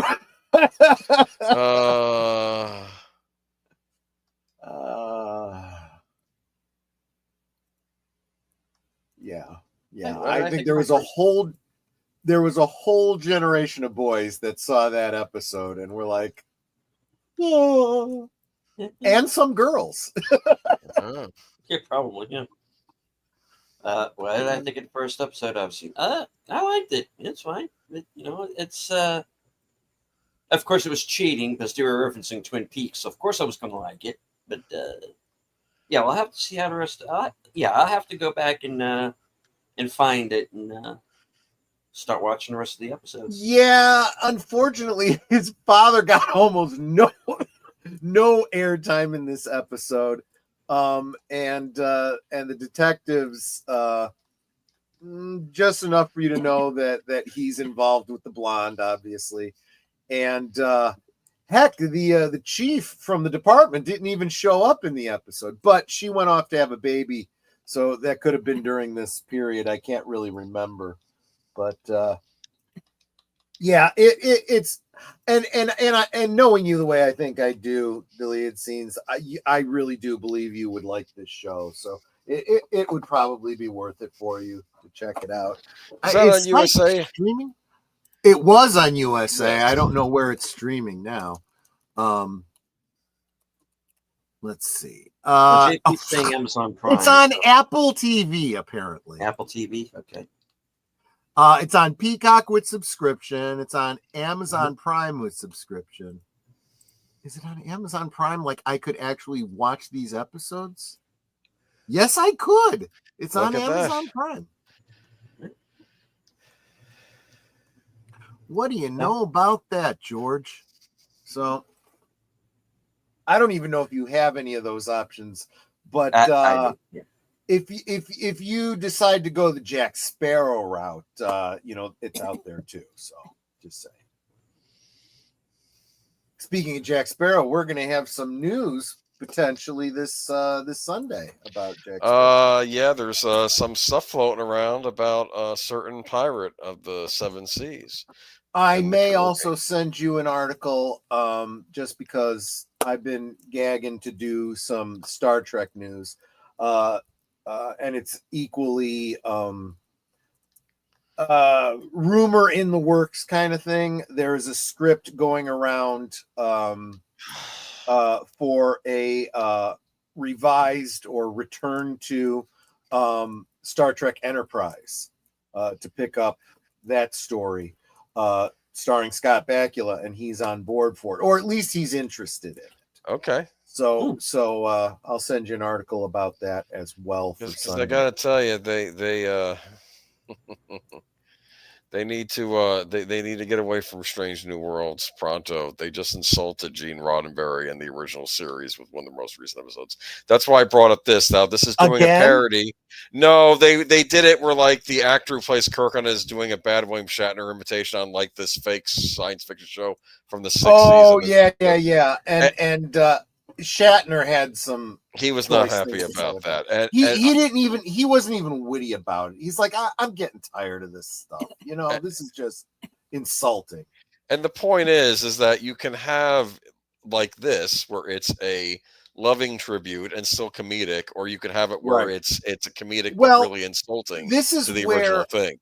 That was I honestly think this is where even their fan base, they're going to start losing. Because remember, I don't care how wocoso you are. And I know a lot of the even what's his name, the Robert Picardo and Tim Russ and some of these toxic actors that are involved in Star Trek are going to start looking at this and going, in 10, 15 years, are you going to be doing this to me? This is, not cool. It's one thing to push an agenda, push a message. It's another thing to start tearing apart our fellow actors. And Shatner's still alive and well too. So I know, but this is what I've always tried to tell these cultural vandals. It's like, you think you're on the right side of history. Just remember, every generation has believed they were on the right side of history. The same ones you're demonizing. So, I hate to tell you this, but 30 years, 40 years, 50 years from now, you will be the ones that are being vilified. Of course, they can't see it because they're inside the forest. They can't see the damn trees.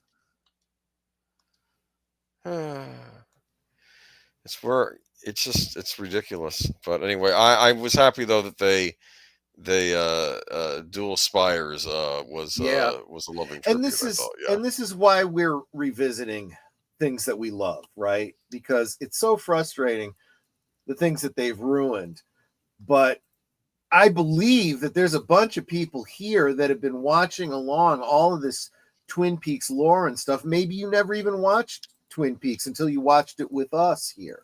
You know, yeah, forget her too. Forget Yeah. all of them. You know, and to let you know, Nate, you might not know this story. I had a very infamous go around on Twitter with someone who was referenced in this episode, John Cusack, and Yes. he blocked me. So Wow. yeah, I know, and there have been a couple of others over the years who have blocked me as well. But yeah, so I've been there, and whatever, you know, they can do whatever they want between coke binges and whatever else they do behind closed doors, you know.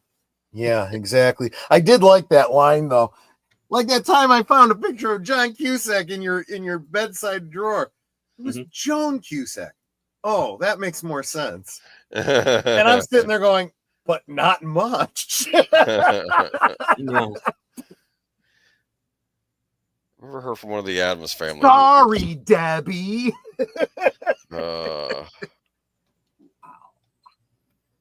All right. Tying it back to the Addams Family, which ties it back to Twin Peaks, right? There you go. All right. Flappy wanted to be part of the show, but he couldn't get insured by the studio because of past scandals. Yeah, well, you know, he made his bed. I'm just going to say this, all right? It's... That's why it was a seagull at the beginning and not Flappy. That's what that's not... It's not even the same... Yeah, it's not the same bird. Come on. It's not even the same species of bird. It's ridiculous. What? You think they all look alike? I don't. That's what I'm saying. A seagull, honestly. Nobody likes seagulls. They're the worst. If I'm they poop on everything.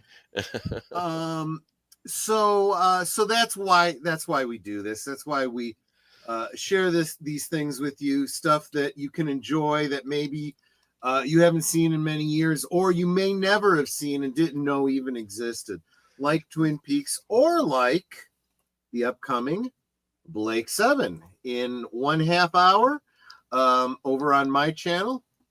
We will be watching the second episode of season 4 called Power. It's a time bomb episode that they got to get out of the base before they get nuked. And if you were in Cosme here for Dual Spires, just stay there because just stay in Cosme. I am going to clear the memes and whatnot, so you can drop all new memes. But don't leave. So that's where we'll be. Nate did drop another $2 super chat. Oh, so, nice. Troy, thanks. You earned this. Great idea. Thank you so much, my friend. I super appreciate that. And did I hear you saying next week we were going to do what did you say we were doing next week, Boomer? You made a suggestion. Oh, you mean for Friday? No. For this, for life. Oh well, I don't know. I mean, again, I don't know how detailed that episode was. I do know they did a reference to this on episode of Northern Exposure, but we can do whatever you guys want. I just was bringing that up. Okay. Ideas, yeah. I don't know anything about Northern Exposure. I wouldn't even know the episode, so I'd be at a disadvantage even finding it. But I think I saw like 5 minutes of one of them. Patrick Dempsey was on it. He was, give me a couple days. Let me do a little Google foo. There might be some other shows that have some I would think so, yeah. some parody elements to it too. That might be Seagulls of the Buzzards of the Coast. Well, don't besmirch buzzards too much. They are pretty valuable in helping to clean up, carcasses and stuff, because heaven forbid, the roadside the state employees should ever take care of that stuff. So but is there another one like this week? Yeah, we got to think about it. JPRPH1, we love Northern Exposure. Yeah, I'll tell you what, Boomer, if you've got the time tomorrow and you could tell me like season and episode. Yeah, I can find out for you. Sure. Yeah. Yeah, and then from that, I should be able to find the episode. I could do that if you'd like. And like I said, I'll look at a few other things. See if I can't get like that Simpsons episode, because we'll have to do that. Damn, we also need to do the sketches from Saturday Night Live from during the time that Twin Peaks was on. Where Kyle MacLachlan was actually a guest on the show. So yeah. So I'll try to pull those together for next week. And the other thing about Blake 7, I have redone the opening and the closing. That's why I was actually almost late for tonight's live from Sparkwood 21. But I am very proud of them, and I hope you like them. You're gonna have to update my members. I got a new one. Well, that's not a bad thing. That's not a bad thing. And tomorrow I will be hanging out with the Tired Midnight blogger, voice of Northern Oklahoma, Nothing to See Here citizen, over on his channel, because he said he wanted to interview me. I told him I'm not that interesting, but he said, that's okay. I'm hard up for something to do. So I said, okay, I'd be happy to. Cool. Well, you must be desperate. Yeah, that's what I said. So I'm going to be hanging out with him tomorrow at 1 Central, immediately right after Liquid Lunch. So if you come over to Liquid Lunch tomorrow, just stay with me and I'll chauffeur you over there. Writer Albert Lanier has joined us in the chat. Says, I would like to have seen a Psych and Mentalist do crossover episodes. I had said that too.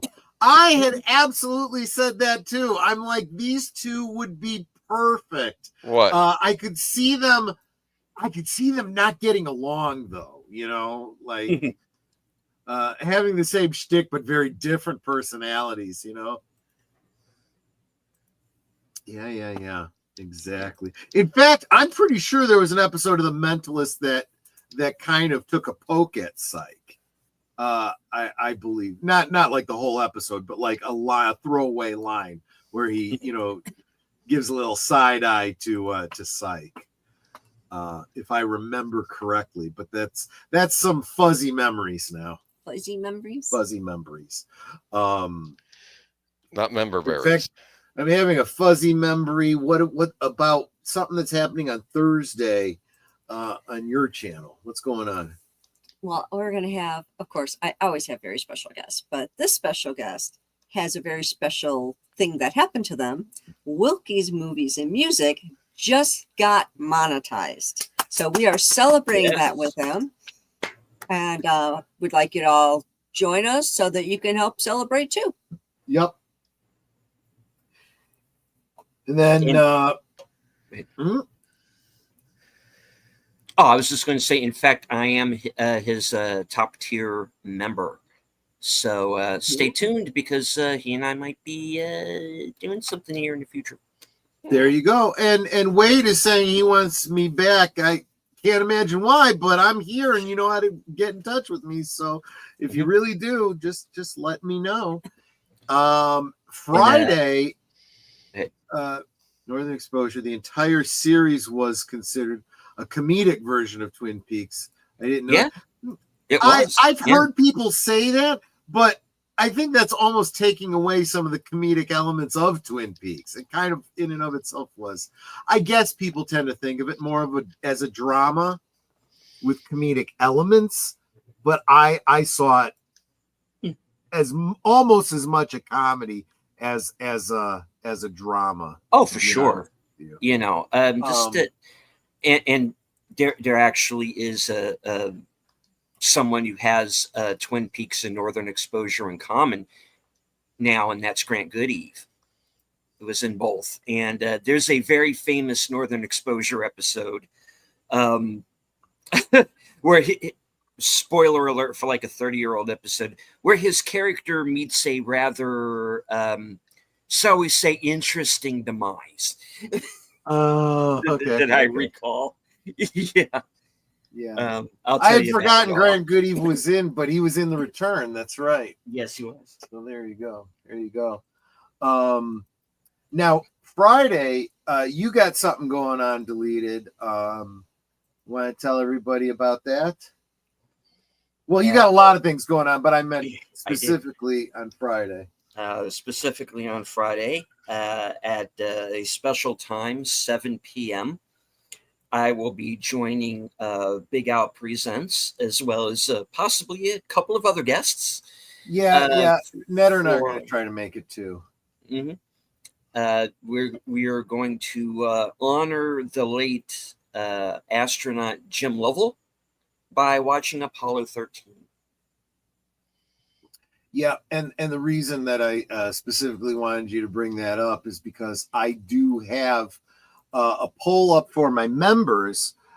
We are watching a movie on Monday, and you guys still have to let me know which one that's going to be. I just figured topically, I saw 3 things going on that seemed like they would be timely. So I had chosen Terror on the Prairie, Stoker Ace, Lonnie Anderson, and Apollo 13, Jim Lovell. But, you know, I know Curtis Selby has done it. Big Al's going to be doing it on Friday. So I totally understand if I just thought I'd throw it in there and see if there was somebody who just couldn't make it to either one of those, they might want to watch it on Monday. But right now, Terror on the Prairie is far and away taking the vote. Lonnie Anderson's not getting a single vote apparently, but it looks like early winner looks like a Terror on the Prairie. So we'll be watching that Gina Carano. We're likely to be watching that Gina Carano movie on Monday on Members Night at the Movie on my channel. Yeah, I'm with Curtis. I'm honestly down with either one, to be honest. Yeah, I've seen them all before. I will, of course, be there on Monday, maybe a little bit later because there's Mystery Movie Night, but I will be there for at least, I should be there for at least the second half of the show. So, yeah. So there you go. Oh, Saturday's movie. See, I don't think a lot of people, even though I've done the promo and everything, most people don't even realize what the movies are for Netter's Retro Cinema. So it's actually a double feature. It's 2 films. It's The Gamers and the sequel, Gamers Dorkness Rising. It is an independent film that they were both crowdfunded. We bought the first one because we didn't know about it. We got it at a convention, and we got it signed by the people that worked on it.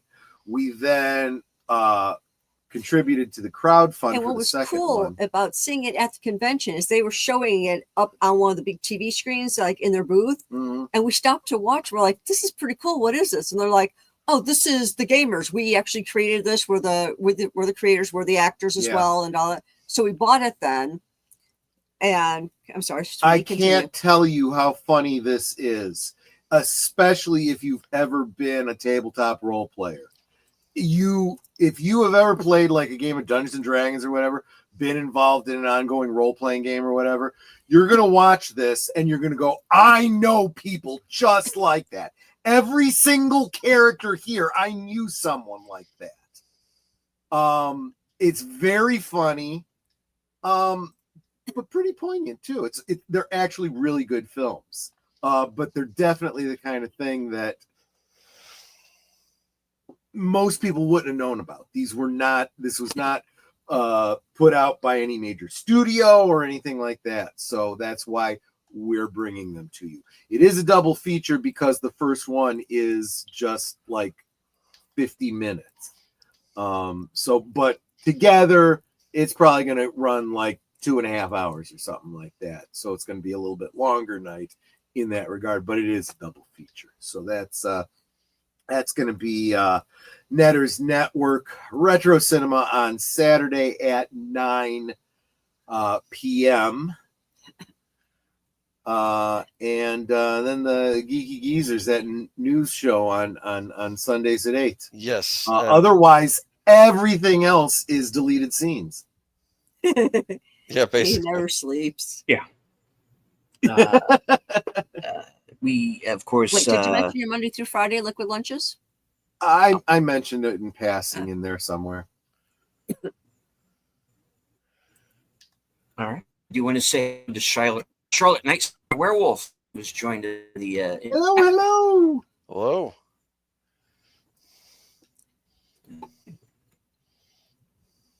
So I think that about wraps it up for this evening.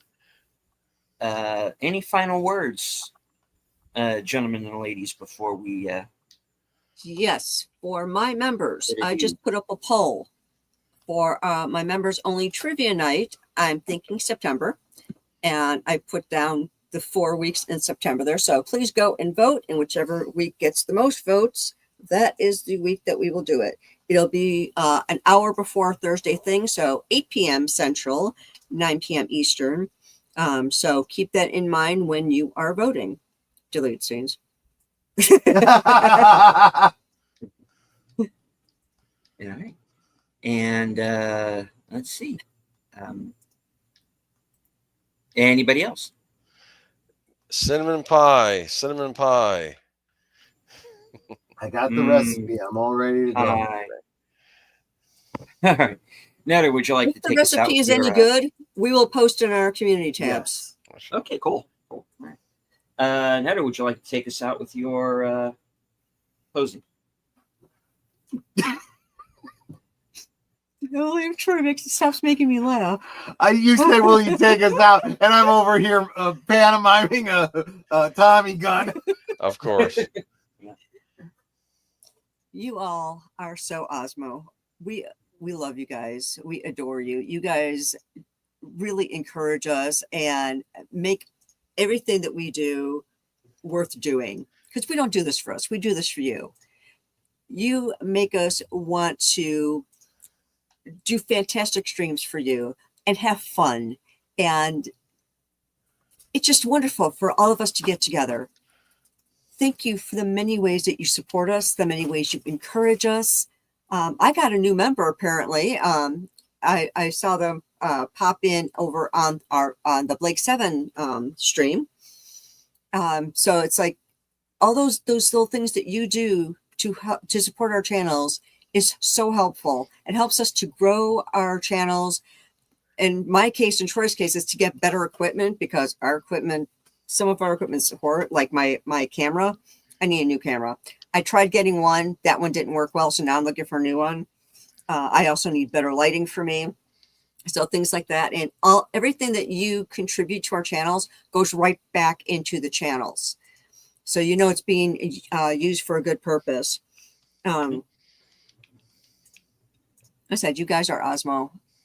And frankly, I wouldn't want to do this without you guys. So I am so glad that you are here. And until next time, if you say right here, you will be redirected to Blake 7. At least I know I've got the redirect. Honey, do you have the redirect? Mm-hmm. I don't know if Boomer deleted. Do you have the redirect? Can't. Oh, Boomer can't. We need to get Boomer know. monetized, guys. So make sure you're subscribed to Aged Boomer. Make Thank sure you. you share out his stream. Make sure you watch videos on his channel, like on an endless loop, and hit that like button a bunch. Yes, absolutely. Thank you. Indeed. I said, stay where you are and you'll be redirected. And thank you all so very much for being here. And like I said, encouraging us so very much. Love you guys. You're Osmo. And thank you, Nate, for the other $2 super chat. We love you all right back. And of course, hello to Emoji Queen, Lady Mist. Yes, if you are also watching on my channel, you will automatically be redirected to Troy's channel for Blake 7.